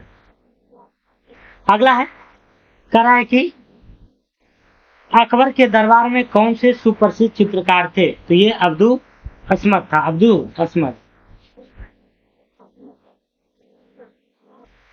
असमद था। ठीक है। अगला क्वेश्चन है यूरोपीय चित्रकारी का प्रवेश किसके दरबार में हुआ। यूरोपीय चित्रकारी का जो प्रवेश है किसके दरबार में हुआ था। तो अकबर के दरबार में। व्याख्या देख लेते हैं। कह रहा कि अकबर के दरबार में यूरोपीय चित्रकला का प्रवेश पुर्तगाली के माध्यम से हुआ था। अकबर के दरबार में जो यूरोपीय चित्रकला का प्रवेश हुआ पुर्तगालियों के माध्यम से हुआ था, जिनसे मुगल चित्रकारों ने दो विशेषताएं ग्रहण की थी। पहली व्यक्ति विशेष का चित्रण तथा दूसरी दृश्य में आग दिखने वाली वस्तुओं को छोटे आकार में बनाना। अकबर के समय सर्वप्रथम भित्ति चित्रकारी प्रारंभ हुई। अकबर के समय में क्या हुआ तो भित्ति चित्रकारी प्रारंभ हुई। तरह दसवंत और वसावन प्रसिद्ध चित्रकार मुगल सम्राट के राज दरबारी थे।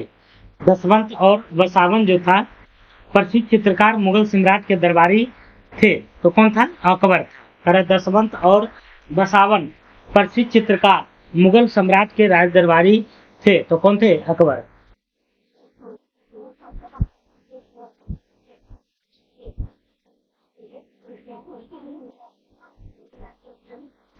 दसवंत के चित्रों में खूनी हिंसा और लड़ाइयों को दिखाया गया है।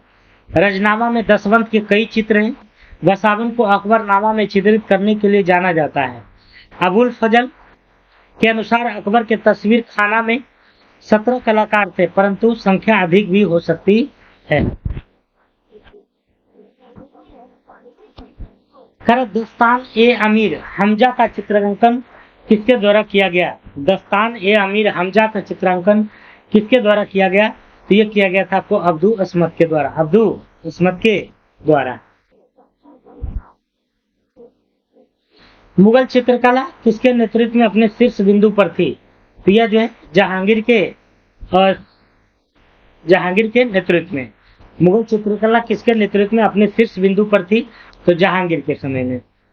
तरह मुगल चित्रकला अपने शीर्ष पर जहांगीर के शासनकाल में पहुंची थी। जहांगीर एक कला प्रेमी सम्राट थे और उन्होंने चित्रकला को बहुत संरक्षण दिया। उनके समय में चित्रकला में सूक्ष्मता और प्राकृतिक दृश्यांकन की उन्नति देखी गई और उन्होंने वनस्पतियों, जीवों, पक्षियों, जानवरों, पेड़ों और फूलों के चित्रों को प्राथमिकता दी। किस मुगल शासक ने चित्रकारों के लिए कारखाने बनवाए। तो ये बनवाए थे आपको अकबर ने। किस मुगल शासक ने चित्रकारी के लिए कारखाने बनवाए। तो अकबर ने। किसने अकबर ने। अकबर ने कलाकारों को संरक्षण दिया और चित्रकारों के लिए तस्वीर खाना या कारखाना स्थापित किया था। मुगल चित्रकला की शुरुआत बाबर से मानी जाती है। मुगल चित्रकला की शुरुआत किससे बाबर से। मुगल चित्रकला में राजनीतिक विजय, दरबार के मौलिक दृश्य, शिकार के दृश्य, धर्मनिरपेक्ष ग्रंथ, महत्वपूर्ण व्यक्तियों की छवियां के साथ साथ हिंदू, पौराणिक, फारसी व इस्लामिक विषय शामिल थे। चलिए अब आगे बढ़ते हैं। फिर इनमें से किस शासक ने आना सिक्का का प्रयोग प्रारंभ किया। आना। तो ये अकबर ने जो है कौन सा सिक्का चलाया था। आना सिक्का। अकबर ने अपने शासनकाल में तांबे का सिक्का चलाया जिसे आना कहा जाता था। यह रुपये का 16वां भाग के बराबर था। अकबर कालीन चांदी के सिक्के को रुपया एवं सोने के सिक्के को मुहर कहा गया था।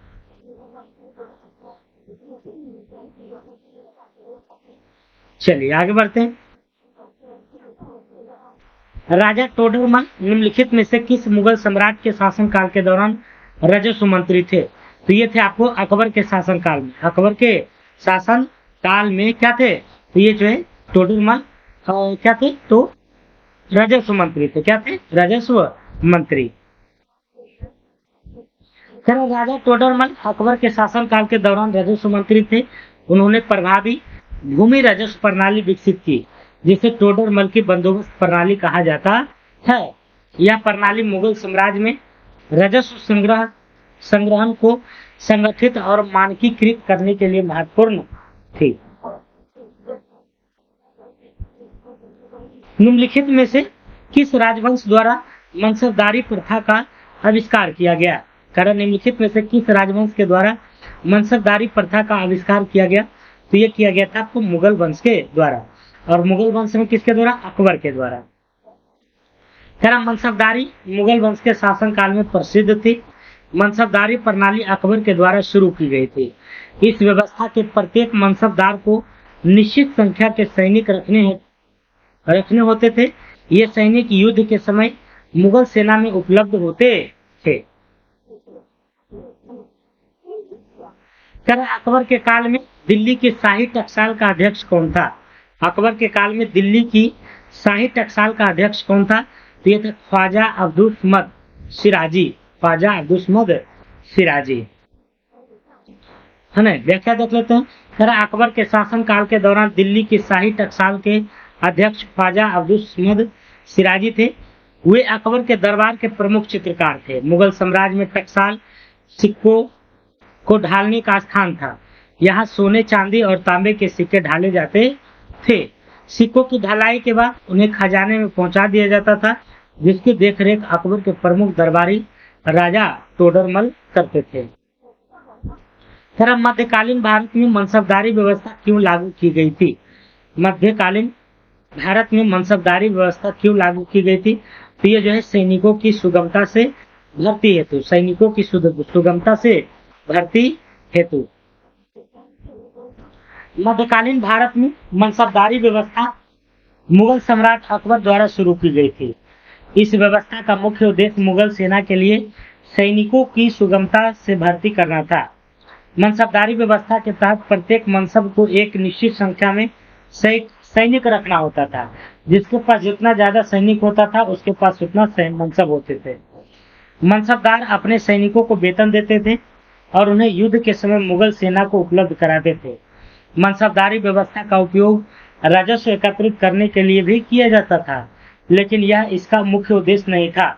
इस व्यवस्था ने प्रशासन को भी अधिक सुव्यवस्थित बनाया।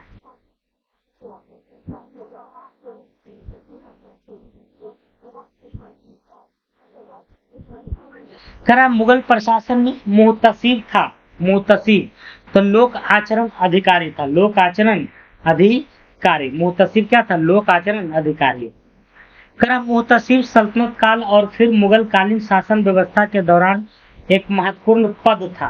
मुहतसिब जो था सल्तनत काल और फिर मुगल कालीन शासन व्यवस्था के दौरान एक महत्वपूर्ण पद था।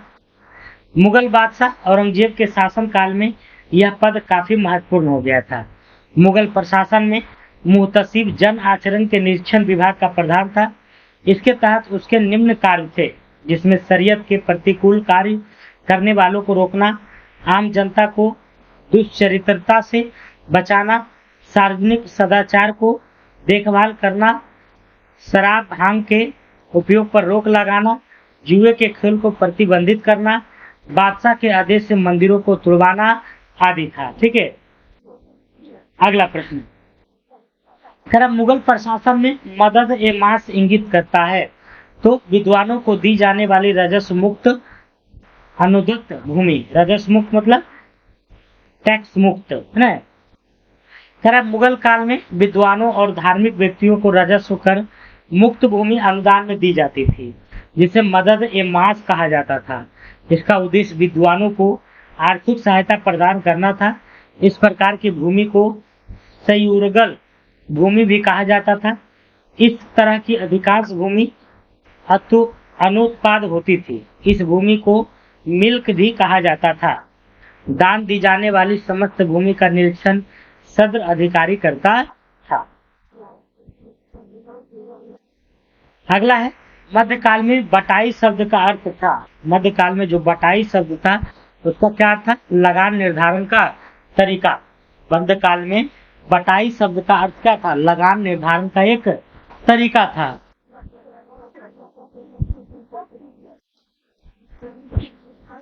मध्यकाल में बटाई शब्द का अर्थ लगान निर्धारित करने का एक पद्धति से था, जिसमें वास्तविक उपज का बंटवारा कृषक एवं राज्य के बीच होता था। बटाई, जिसे गल्ला बख्शी के नाम से भी जाना जाता था, एक पुरानी प्रणाली थी जो मुगल काल में भी जारी रही। शेरशाह सूरी ने लगान निर्धारित करने के लिए 3 प्रणालियां अपनाई थी: नस्क अथवा कनकूत, नगदी, गल्ला अथवा बटाई। मुगल प्रशासन में मुख्य काजी था। मुगल प्रशासन में मुख्य काजी था तो मुख्य न्यायाधीश। मुख्य न्यायाधीश, मुगल प्रशासन में मुख्य जो काजी था कौन था? मुख्य न्यायाधीश।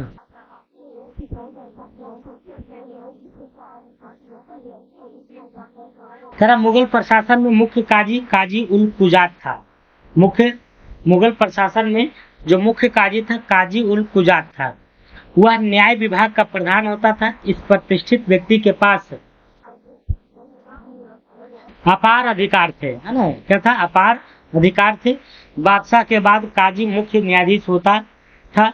वह मुस्लिम कानून के अनुसार निर्णय करता था और हर बुधवार को अपनी कचहरी में जाता था। किसके काल में चांदी के जलाली सिक्के का निर्माण किया गया? किसके काल में चांदी के जलाली सिक्का का निर्माण किया? तो अकबर के शासन काल में। अकबर ने अपने शासन काल में चांदी के चौकोर जलाली सिक्के जारी किए थे। अकबर ने असलगढ़ विजय के उपलक्ष्य में एक सोने का सिक्का चलाया था और यह अकबर का लास्ट विजय था, असलगढ़ वाला, जिसके एक और बाज तथा दूसरी ओर टकसाल का नाम अंकित करवाया था। अगला है अकबर के शासन में राजा टोडरमल कौन था? तो ये वित्तीय सलाहकार था। वित्तीय सलाहकार था। राजा टोडरमल अकबर के शासन में वित्तीय सलाहकार थे। वे अकबर के नवरत्नों में से एक थे। इन्होंने भारतीय भूमि कर प्रणाली को पुनर्गठित किया था। उनकी खेती व्यवस्था और कर संग्रह प्रणाली कुशल प्रबंधन के उदाहरण मानी जाती है।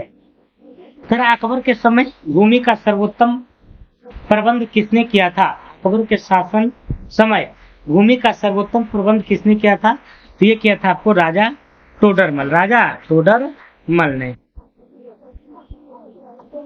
अकबर के शासन काल में भूमि का सर्वोत्तम प्रबंध राजा टोडरमल के द्वारा किया गया था। यह अकबर के दरबार में 9 रत्नों में शामिल थे। अकबर की भू राजस्व प्रणाली को जब्ती प्रणाली कहा जाता था। अकबर की भू राजस्व प्रणाली को कौन सी प्रणाली? तो जब्ती प्रणाली कहा जाता था। निम्नलिखित में से किस सुल्तान ने दीन ए इलाही का प्रारंभ किया था? निम्नलिखित में से किस सुल्तान ने दीन ए इलाही का प्रारंभ किया था? तो ये किया था आपको अकबर ने। दीन ए इलाही धर्म की शुरुआत अकबर ने। अकबर ने 1582 में दीन ए इलाही नामक धर्म की शुरुआत की। दीन ए इलाही का अर्थ है ईश्वर का धर्म। अकबर द्वारा स्थापित यह एक समन्वयवादी धर्म था, जिसमें विभिन्न धर्मों के तत्वों को शामिल किया गया था। इस धर्म का प्रधान पुरोहित अबुल फजल था। दीन ए इलाही धर्म का प्रधान पुरोहित अबुल फजल था। इस धर्म में दीक्षा के लिए इतवार का दिन निश्चित था। ठीक है, दीक्षित व्यक्ति को अल्लाह हू अकबर और जोर से बोलना पड़ता था। आगरा के निकट फतेहपुर सीकरी का नगर निर्मित हुआ था। आगरा के निकट फतेहपुर सीकरी का नगर निर्मित हुआ था। ठीक है, तो ये जो निर्मित हुआ था आपको किसके द्वारा? तो ये हुआ था अकबर के शासन काल में। किसके शासन काल में? अकबर के शासन काल में। यहाँ सी नंबर हो जाएगा। फतेहपुर सीकरी का स्थापना 1571 ईस्वी में अकबर के द्वारा की गई थी। गुजरात विजय के उपलक्ष्य में अकबर द्वारा 1575 ईस्वी में बुलंद दरवाजा का निर्माण भी करवाया गया था। बुलंद दरवाजा फतेहपुर सीकरी में जामा मस्जिद का मुख्य प्रवेश द्वार है।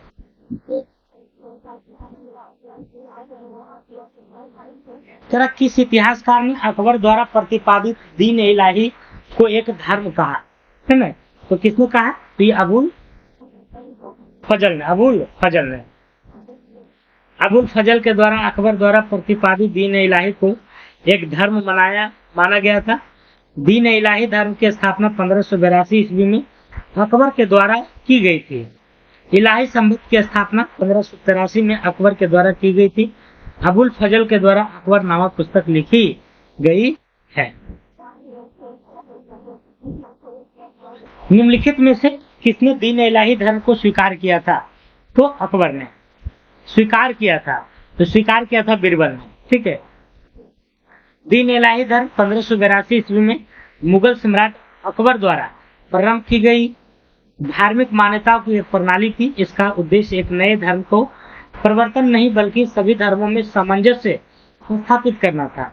हिंदुओं में केवल बीरबल ने इसे स्वीकार किया था। उसका प्रधान पुरोहित अबुल फजल था।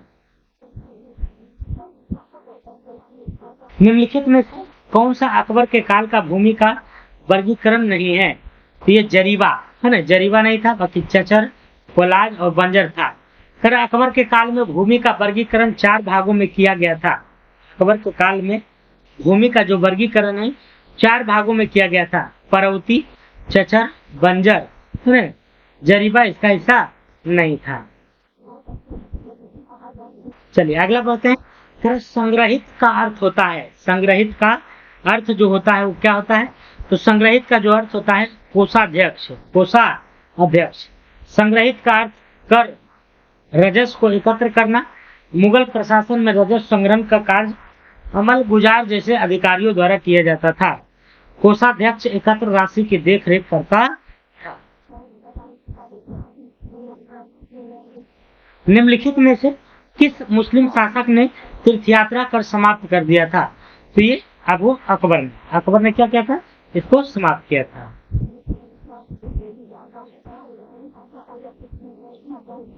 चलिए आगे बढ़ते हैं। कहा कि मुगल बादशाह जलालुद्दीन मोहम्मद अकबर हुमायूं एवं हमीदा बानो का पुत्र था। मुगल बादशाह मोहम्मद अकबर जो था हुमायूं और हमीदा बानो बेगम के क्या था? पुत्र था। उसने अपनी उदार धार्मिक नीति के अंतर्गत 1562 में दास प्रथा, 1563 ईस्वी में तीर्थ यात्रा कर तथा 64 में जजिया कर को समाप्त किया। अपने सामाजिक सुधार के अंतर्गत उसने बाल विवाह एवं सती प्रथा को रोकने का भी प्रयत्न किया। जाप्ती प्रणाली किसकी उपज थी? तो अकबर की थी जाप्ती प्रणाली। जाप्ती प्रणाली जिसे दासाला प्रणाली के नाम से भी जाना जाता है, अकबर के वित्त मंत्री राजा टोडरमल की उपज थी। अकबर के वित्त मंत्री राजा टोडरमल की उपज थी। इस प्रणाली को टोडरमल ने विकसित किया, लेकिन शेरशाह सूरी के भू राजस्व सुधारों ने इसका आधार तैयार किया था। इस प्रणाली में भूमि की पैमाइश एवं खेती की मूल वास्तविक पैदावार को आंकने के लिए आधार पर कर की दरों को निर्धारित किया जाता था। दो अस्पा एवं सी अस्पा प्रथा किसने शुरू किया था? तो जहांगीर ने। दो अस्पा एवं सी अस्पा प्रथा को जहांगीर ने। जहांगीर ने दो अस्पा एवं सी अस्पा नामक प्रथा की शुरुआत की थी। इस मनसबदारी व्यवस्था में बिना जात पद बढ़ाए मनसबदारों को अधिक सेना रखनी पड़ती थी। दो अस्पा में किसी घुड़सवार के पास 2 घोड़े होते थे, जबकि सी अस्पा में 3 घोड़े होते थे। इसके अलावा एक अस्पा घुड़सवार के पास एक ही घोड़ा होता था और निम्न अस्पा जिसमें 2 घोड़सवारों के बीच एक घोड़ा होता था। प्रथा भी प्रचलित थी। इस प्रथा को शाहजहां ने आगे बढ़ाया और औरंगजेब ने भी इसे जारी रखा। ठीक है। मुगल काल में पूरे राज्य को की वित्त व्यवस्था कौन सी अधिकारी देखता था? मुगल काल में पूरे राज्य की वित्त व्यवस्था कौन सा अधिकारी देखता था? तो ये देखता था दीवान, दीवान। आगे बढ़ते हैं। पर जवाबित का संबंध किससे था? जवाबित जो है का जो संबंध था वो किससे था? तो जवाबित जो है एक राज्य का कानून से था, राज्य के कानून से था।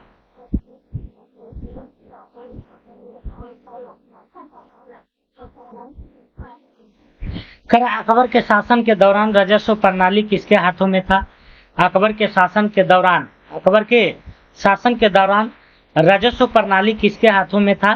तो ये टोडरमल के हाथों में था, टोडरमल के हाथों में था। अकबर के शासन में राजस्व प्रणाली टोडरमल के पास थी। यह भूमि सर्वेक्षण, भू राजस्व निर्धारण के लिए दस्तूर उल अमल तथा जब्ती खसरे की तैयारी पर आधारित थी।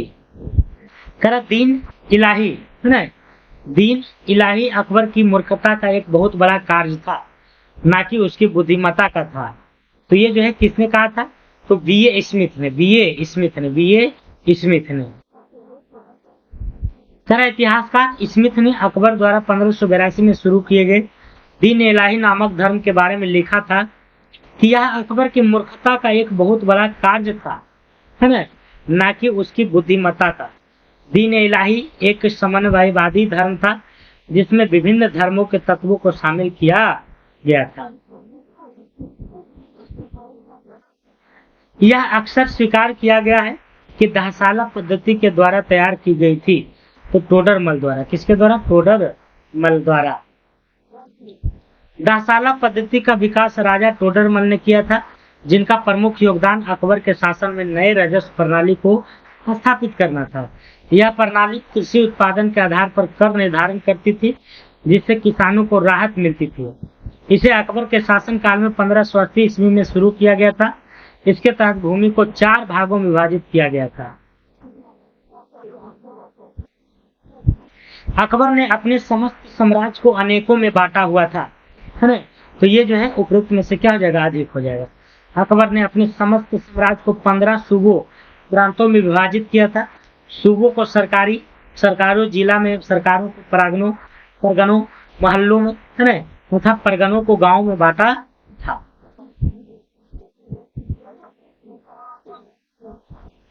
चलिए अगला क्वेश्चन 28 नंबर है। किस मुगल सम्राट के शासन काल में मुगल दरबार में चाहर तस्लीम और जमीन बोश लागू किए गए थे? तो ये जो है आपको शाहजहां। मुगल सम्राट शाहजहां ने चाहर तस्लीम व जमीन बोश की प्रथा शुरू की थी। चाहर तस्लीम में व्यक्ति बादशाह के सामने झुककर अपने दाहिने हाथ को माथे तक 4 बार ले जाता था। ठीक है। जमीन बोस का शाब्दिक अर्थ है जमीन चूमना।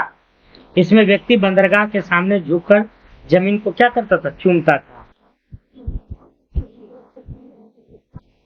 दिल्ली के लाल किला में स्थित मोती मस्जिद को किसने बनवाया था? तो दिल्ली के लाल किला में स्थित मोती मस्जिद को किसने बनवाया था? तो ये बनवाया था औरंगजेब ने। दिल्ली के लाल किला का मोती मस्जिद का निर्माण औरंगजेब ने दिल्ली के लाल किला में स्थित एक छोटे आकार की मस्जिद मोती मस्जिद का निर्माण करवाया था। यह मस्जिद दीवान एक खास के पास है। इसे मुगल सम्राट औरंगजेब ने अपने निजी प्रार्थनाओं के लिए बनवाया था। यह मस्जिद सफेद संगमरमर से निर्मित है और इसकी वास्तुकला काफी प्रभावशाली है। अकबर ने बुलंद दरवाजा कहाँ बनवाया? तो ये बनवाया था आपको फतेहपुर सीकरी में। ऑप्शन में नहीं है, इसलिए ई हो जाएगा। गुजरात विजय के उपलक्ष्य में जो है 1575 में बनवाया था। यह जामा मस्जिद का मुख्य प्रवेश द्वार है, जो दक्षिण दिशा में स्थित है। इसके निर्माण में लाल व बलुआ पत्थर का प्रयोग किया गया है। ताजमहल का निर्माण किसने करवाया था? तो ताजमहल की बात करते हैं तो शाहजहां ने करवाया था। ताजमहल का निर्माण जो है किसने करवाया था? शाहजहां ने। ताजमहल शाहजहां द्वारा मुमताज महल की याद में बनवाया गया था। एक भव्य मकबरा है जिसका निर्माण 1632 में शुरू होकर 1648 में पूरा हुआ। उस्ताद अहमद लाहौरी ताजमहल के मुख्य वास्तुकार थे। उस्ताद अहमद लाहौरी क्या थे? ताजमहल के मुख्य वास्तुकार थे। निम्नलिखित में से फतेहपुर सीकरी का निर्माण का श्रेय किसको जाता है? तो ये अकबर को जाता है। फतेहपुर सीकरी का निर्माण का श्रेय अकबर को जाता है।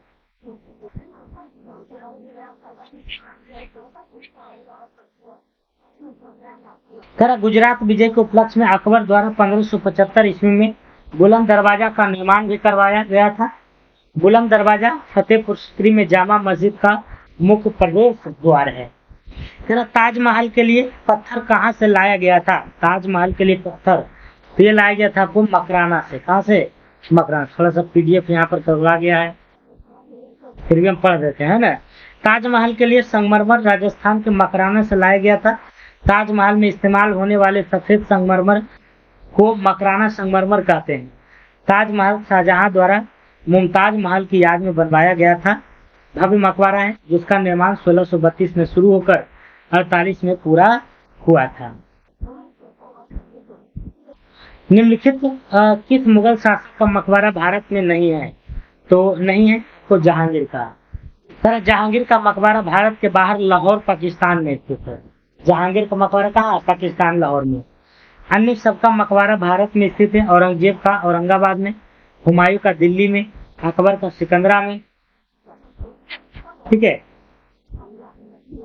सर, दिल्ली में जामा मस्जिद का निर्माण किसके द्वारा कराया गया था? तो ये कराया गया था शाहजहां के द्वारा। किसके द्वारा? शाहजहां के द्वारा। जामा मस्जिद का निर्माण मुगल बादशाह शाहजहां ने 1656 में करवाया था। यह मस्जिद भारत की सबसे बड़ी मस्जिदों में से एक है। इसका निर्माण लाल बलुआ पत्थर और संगमरमर से किया गया है। जामा मस्जिद को फ्राइडे मस्जिद के नाम से भी जाना जाता है। इसके वास्तुकार उस्ताद अहमद लाहौरी थे। बीबी का मकबरा कहाँ स्थित है? तो औरंगाबाद में। तेरा बीबी का मकबरा महाराष्ट्र के औरंगाबाद शहर में स्थित है। इसे मुगल सम्राट औरंगजेब के पुत्र आजम शाह ने 1660 में अपनी मां दिलरस बानो बेगम की याद में बनवाया था। यह मकबरा ताजमहल के समान दिखने के कारण दक्कन का ताज के नाम से भी जाना जाता है। भारत में सबसे ऊंचा दरवाजा कौन सा है? बुलंद दरवाजा है। भारत में सबसे ऊंचा दरवाजा बुलंद दरवाजा। चलिए सर, फतेहपुर सीकरी में स्थित है। इसकी ऊंचाई 53.63 मीटर है और यह मुगल सम्राट अकबर द्वारा गुजरात पर विजय की स्मृति में बनवाया गया था। सर यह कथन किसका है कि अकबर के शासन में इलाहाबाद में 40 स्तंभ युक्त मंजिल के निर्माण में 5000 से 20,000 लोगों ने 40 साल तक काम किया था? तो ये जो है हो जाएगा आपको विलियम फिंच। सर यह कथन किसका है कि अकबर के शासन में इलाहाबाद में 40 स्तंभ युक्त मंजिल के निर्माण में 5000 से 20,000 लोगों ने जो है 40 साल तक काम किया था? तो ये विलियम फिंच था। विलियम फिंच का कथन है। सर विलियम फिंच एक ब्रिटिश व्यापारी और यात्री थे जिन्होंने 1608 से 1611 तक भारत की यात्रा की थी। उन्होंने अपनी यात्रा के दौरान इलाहाबाद का दौरा किया। उसने उल्लेख किया कि अकबर के शासन काल के दौरान इलाहाबाद में एक 40 स्तंभ युक्त महल का निर्माण किया गया था। ठीक है, जिसमें 5000 से 20,000 लोगों ने 40 साल तक काम किया था। निम्नलिखित में से कौन जयपुर का ऐतिहासिक महल नहीं है? जोधाबाई पैलेस। जोधाबाई पैलेस जयपुर का ऐतिहासिक महल नहीं है। जोधाबाई पैलेस। पर जोधाबाई पैलेस जयपुर का ऐतिहासिक महल नहीं है। जोधाबाई पैलेस आगरा के पास स्थित है, जबकि बाकी सभी जगह जयपुर में है। हवा महल, कनक, वृंदावन और जयगढ़ फोर्ट जयपुर के प्रसिद्ध ऐतिहासिक स्थलों में क्या है? तो शामिल है। निम्नलिखित में से किसने इबादत खाना बनवाया? तो ये अकबर ने। किसने बनवाया था? अकबर ने। इबादत खाना अकबर ने। इबादत खाना का निर्माण अकबर द्वारा 1575 ईस्वी में फतेहपुर सीकरी में करवाया था। इबादत खाना का अर्थ पूजा घर होता है। इबादत खाने में बैठकर अकबर सभी धर्मावलंबियों से धार्मिक चर्चा करता था। यह विभिन्न धर्मों के विद्वानों के बीच धार्मिक विचार विमर्श और संवाद के लिए एक मंच के रूप में कार्य करता था। ताजमहल का निर्माण भारत और किस देश के विशेषज्ञों ने किया? तो ये किया था आपको फारस। ताजमहल का निर्माण भारत और फारस के विशेषज्ञों ने मिलकर किया। ताजमहल का निर्माण भारत एवं फारस के विशेषज्ञों द्वारा 1632 से 48 के बीच मुगल सम्राट शाहजहां के शासनकाल में हुआ था। इसका मुख्य कलाकार उस्ताद अहमद लाहौरी था। ताजमहल का वास्तुकार उस्ताद ईसा एक फारसी व्यक्ति था। निम्नलिखित में से किसने अपने बादशाह पति के लिए मकबरे का निर्माण करवाया था? तो हाजी बेगम। हाजी बेगम।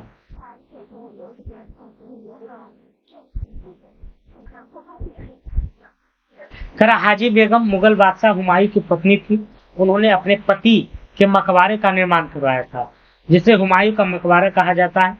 यह मकबरा दिल्ली में स्थित है। हुमायूं का मकबरा 1565 में बनना शुरू हुआ था और 1572 में बनकर तैयार हुआ। यह मकबरा लाल बलुआ पत्थर और सफेद संगमरमर से बना है। हुमायूं के मकबरे का मुगलों का कब्रिस्तान भी कहा जाता है। मुगलों का कब्रिस्तान। फतेहपुर सीकरी स्थित प्रसिद्ध बुलंद दरवाजा जामा मस्जिद, वह कौन सा प्रवेश द्वार बनता है? तो ये जो है आपको दक्षिणी। फतेहपुर सीकरी स्थित प्रसिद्ध जो बुलंद दरवाजा जामा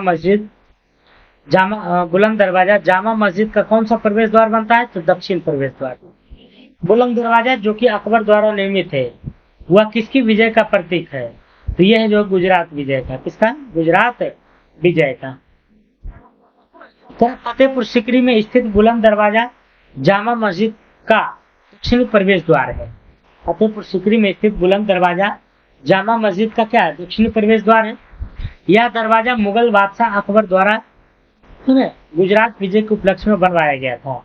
यह दरवाजा 54 मीटर ऊंचा है और यह दुनिया का सबसे बड़ा दरवाजा है। यह दरवाजा मुगल वास्तुकला का एक अद्भुत उदाहरण है। यह दरवाजा लाल बलुआ पत्थर और सफेद संगमरमर से बना है। इस दरवाजे पर कुरान की आयतें खुदी हुई है। बुलंद दरवाजा फतेहपुर सीकरी का एक लोकप्रिय पर्यटन स्थल है। आगरा के निकट फतेहपुर सीकरी का नगर निर्मित हुआ था। आगरा के निकट फतेहपुर सीकरी का नगर निर्मित हुआ था अकबर के शासन काल। फतेहपुर सीकरी नगर को मुगल वंश के शासक अकबर ने 1571 ईस्वी में निर्मित किया था। इसे 1572 से 85 ईस्वी तक अपनी राजधानी के रूप में स्थापित किया था। अकबर ने बुलंद दरवाजा का निर्माण गुजरात विजय के उपलक्ष्य में करवाया था। यहाँ की इमारतें लाल बलुआ पत्थर से बनी हैं और इनमें भारतीय, फारसी तथा इस्लामी स्थापत्य शैली का मिश्रण हमें देखा जा सकता है। तरह की परचीनकारी निम्न में से किससे संबंधित है? तो दीवारों में अर्ध कीमती पत्थर जड़कर फूलों की नक्काशी करना। दीवारों में अर्ध कीमती पत्थर जड़कर फूलों की नक्काशी करना। चलिए अगला प्रश्न चलते हैं। एतमाद-उद-दौला का मकबरा आगरा में किसने बनवाया था? तो यह बनवाया था अकबर ने। एतमाद-उद-दौला का मकबरा आगरा में किसने? अकबर ने। एतमाद-उद-दौला का मकबरा कहाँ है? तो आगरा में है। कहाँ है? आगरा में। किसने बनवाया? तो अकबर ने। एतमाद-उद-दौला का मकबरा का निर्माण 1622 ईस्वी से 28 ईस्वी के बीच में हुआ था। इसका निर्माण जहांगीर की पत्नी नूरजहां ने अपने पिता गियास बेग की याद में आगरा में करवाया था। संगमरमर से बना यह मकबरा यमुना नदी के किनारे स्थित है। इसे बेबी ताजमहल भी कहा जाता है। यह 4 भाग शैली पर आधारित है। इसका गुंबद फारसी वास्तुकला शैली में बनाया गया। दिल्ली के लाल किला का निर्माण करवाया था किसने? तो ये जो है दिल्ली का लाल किला का निर्माण जो है शाहजहां। किसने? शाहजहां ने। और हाँ, इस सभी का अगर PDF आपको चाहिए तो मेरा टेलीग्राम चैनल को ज्वाइन कर लीजिएगा, GKJS डिस्कशन ऑफिशियल।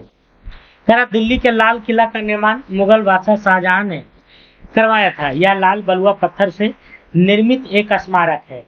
इसे 2007 में यूनेस्को द्वारा विश्व धरोहर स्थल के रूप में चयनित किया गया था। इसके पूर्व में सलीमगढ़ के किले की दीवार स्पर्श करती है।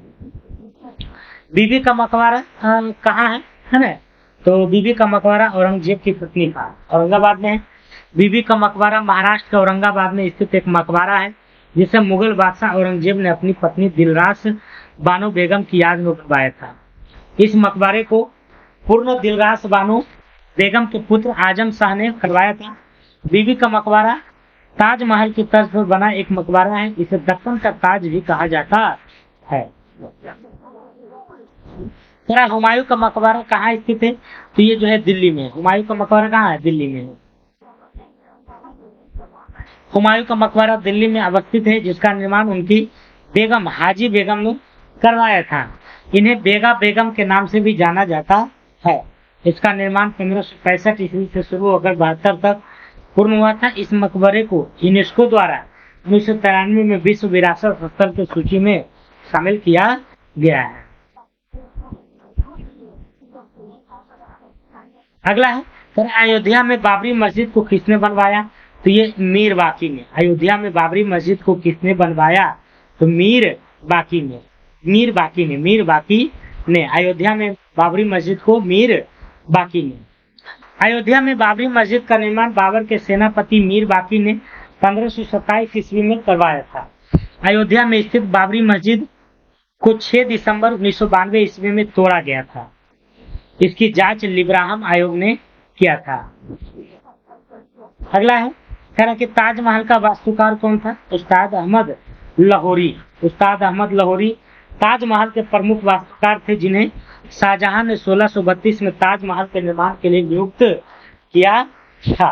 इसका निर्माण 1632 से 48 तक हुआ।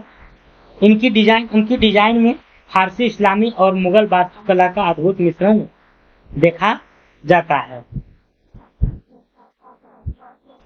आगरा का किला किसने बनवाया था? तो ये बनवाया था अकबर ने। आगरा का किला किसने बनवाया? अकबर ने। आगरा का किला अकबर ने। फिर आगरा के लाल किला का निर्माण मुगल बादशाह अकबर द्वारा करवाया गया। यह लाल बलुआ पत्थर से निर्मित है। इस किले में जहांगीर द्वारा निर्मित जहांगीर महल एवं खास महल मौजूद है। अकबर का मकबरा कहाँ स्थित है? तो सिकंदरा में। अकबर का मकबरा कहाँ स्थित है? सिकंदरा में। अकबर का मकबरा उत्तर प्रदेश के आगरा जिला के उपनगर सिकंदरा में स्थित है। 5 मंजिले इसे मकबरे का निर्माण जहांगीर ने अपने पिता अकबर की याद में करवाया था। यह मकबरा लाल बलुआ पत्थर से बना है। इस मकबरे का प्रवेश द्वार कहाँ है? तो दक्षिण ओर है। ठीक है, कहाँ है? तो दक्षिण ओर है। अब मुगल राजपूत संबंध देखते हैं। मुगल राजपूत का संबंध। प्रथम राजपूत राजा जिसने अकबर के साथ वैवाहिक संबंध आरंभ किया था, तो ये था आपको जयपुर के राजा। जयपुर के राजा आमेर या जयपुर के राजा भारमल ने 1562 में अपनी बेटी जोधाबाई हरखाबाई है ना, भारमल ने जो है अपनी बेटी जोधाबाई या हरखाबाई का विवाह अकबर से कराया। यह राजपूत और मुगलों के बीच वैवाहिक संबंध स्थापित करने का पहला कदम था। शिवाजी को है ना, शिवाजी को किसने कैद कर लिया था? तो ये कर लिया था औरंगजेब ने। शिवाजी को जो है औरंगजेब ने क्या कर लिया था? कैद कर लिया था।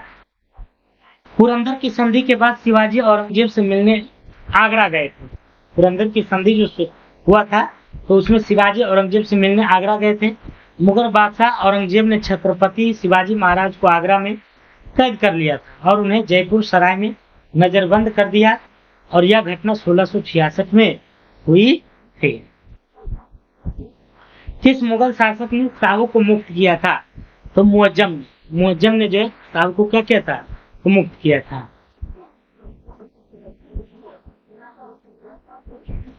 मुगल शासक मुअज्जम ने शाहू को मुक्त कराया था। शाहू मराठा सम्राट छत्रपति शिवाजी महाराज के पौत्र और संभाजी महाराज के बेटे थे। मुअज्जम का असली नाम मिर्जा मोहम्मद मुअज्जम था। उन्होंने मराठों और राजपूतों के प्रति मैत्रीपूर्ण नीति अपनाई थी। शिवाजी से संबंधित निम्नलिखित घटनाओं का सही क्रम क्या है? तो ये जो है 4, 2, 1, 3 हो जाएगा। पहले 4, फिर 2, फिर 1 और 3 है ना। तो ईस्वी के अनुसार इसको मिला लेना, यहाँ पर दिया हुआ है। तो सही उत्तर बी, शिवाजी महाराज ने पुरंदर के किले पर 1654 में अधिकार किया था। सूरत की पहली लूट 1664 में, शिवाजी महाराज का राज्याभिषेक 1674 में और कर्नाटक अभियान 1678 में हुआ था। शिवाजी के गुरु कौन थे? ये थे रामदास। शिवाजी के गुरु कौन थे? रामदास।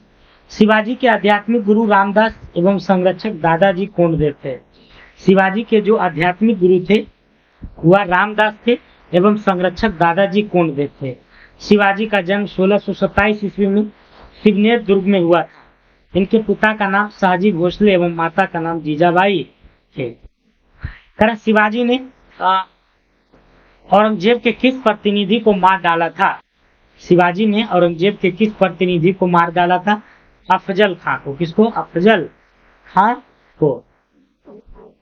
ज्यादा नहीं, लास्ट है ना। शिवाजी के पुत्र संभाजी की बंदी बनाकर औरंगजेब ने उसकी हत्या कहाँ की थी? तो ये अहमदनगर में। कहा? अहमदनगर में। छत्रपति शिवाजी महाराज के पुत्र संभाजी व उनके मंत्री कवि कलश की मुगल सेनापति मुकर्रम खान ने बंदी बनाकर तुलापुर ले गया, जहां पर संभाजी को 3 सप्ताह यातनाएं देकर क्या किया गया? तो मार डाला गया। और तुलापुर अहमदनगर सूबे के अंतर्गत आता है। तरह मस्तानी बेगम किस शासक की प्रेयसी थी? मस्तानी, ये था आपको बाजीराव पेशवा, बाजीराव पेशवा का। मस्तानी बेगम बाजीराव प्रथम की दूसरी पत्नी थी। 1740 में बाजीराव की मृत्यु के कुछ समय बाद ही मस्तानी का भी मृत्यु हो गई। मस्तानी को पावल गांव में दफनाया गया था। उसकी कब्र को मस्तानी की समाधि और मस्तानी की मजार दोनों कहा जाता है। शिवाजी के पिता का नाम क्या था? तो शिवाजी का पिता का नाम था शाहजी। शिवाजी के पिता का नाम शाहजी तथा माता का नाम जीजाबाई था। इनका राज्याभिषेक रायगढ़ में 1674 को हुआ था। इन्होंने छत्रपति की उपाधि धारण की। इन्हें छापामार युद्ध प्रणाली, गोरिल्ला युद्ध नीति के लिए जाना जाता है। शिवाजी महाराज ने हिंदवी स्वराज की स्थापना की थी। मराठा शासक छत्रपति शिवाजी के राजधानी का नाम क्या है? तो रायगढ़। मराठा शासक छत्रपति शिवाजी के राजधानी का नाम क्या है? तो रायगढ़ था। कारण रायगढ़ किला छत्रपति शिवाजी महाराज की राजधानी था। यह किला सह्याद्री पर्वतमाला में स्थित है। शिवाजी ने 1674 में यहाँ अपना राज्याभिषेक कराया। रायगढ़ किले को इसके अभेद और रणनीतिक महत्व के कारण पूर्व का जिब्राल्टर भी कहा जाता है। शिवाजी की माँ का नाम था, शिवाजी का जो माँ थी उनका नाम था आपको जीजाबाई। क्या नाम था? जीजाबाई। शिवाजी का माँ का नाम जीजाबाई था। पिता का नाम शाहजी भोसले था। यह मराठा साम्राज्य के संस्थापक थे। शिवाजी का लालन पालन दादाजी कोंडदेव ने किया था। ठीक है, तो ये था 3 नंबर चैप्टर जो काफी बड़ा था, है ना। तो आप लोग जो है इसको पूरा वीडियो देखे होंगे उम्मीद करते हैं। और अगर वीडियो अच्छा लगा है तो एक रिवीजन के तौर पर ये आपके लिए बेस्ट है। ठीक है, तो यहाँ पर जो है 3 नंबर चैप्टर जो है जितना भी मुगल साम्राज्य से संबंधित था कहानी, वो सारा जो है क्या हुआ? समाप्त हो गया। तो चलिए फिर मिलते हैं अगले वीडियो में मराठा वगैरह से संबंधित। चलिए ठीक है, तो फिर मिलते हैं अगले वीडियो में। जय हिंद, जय भारत।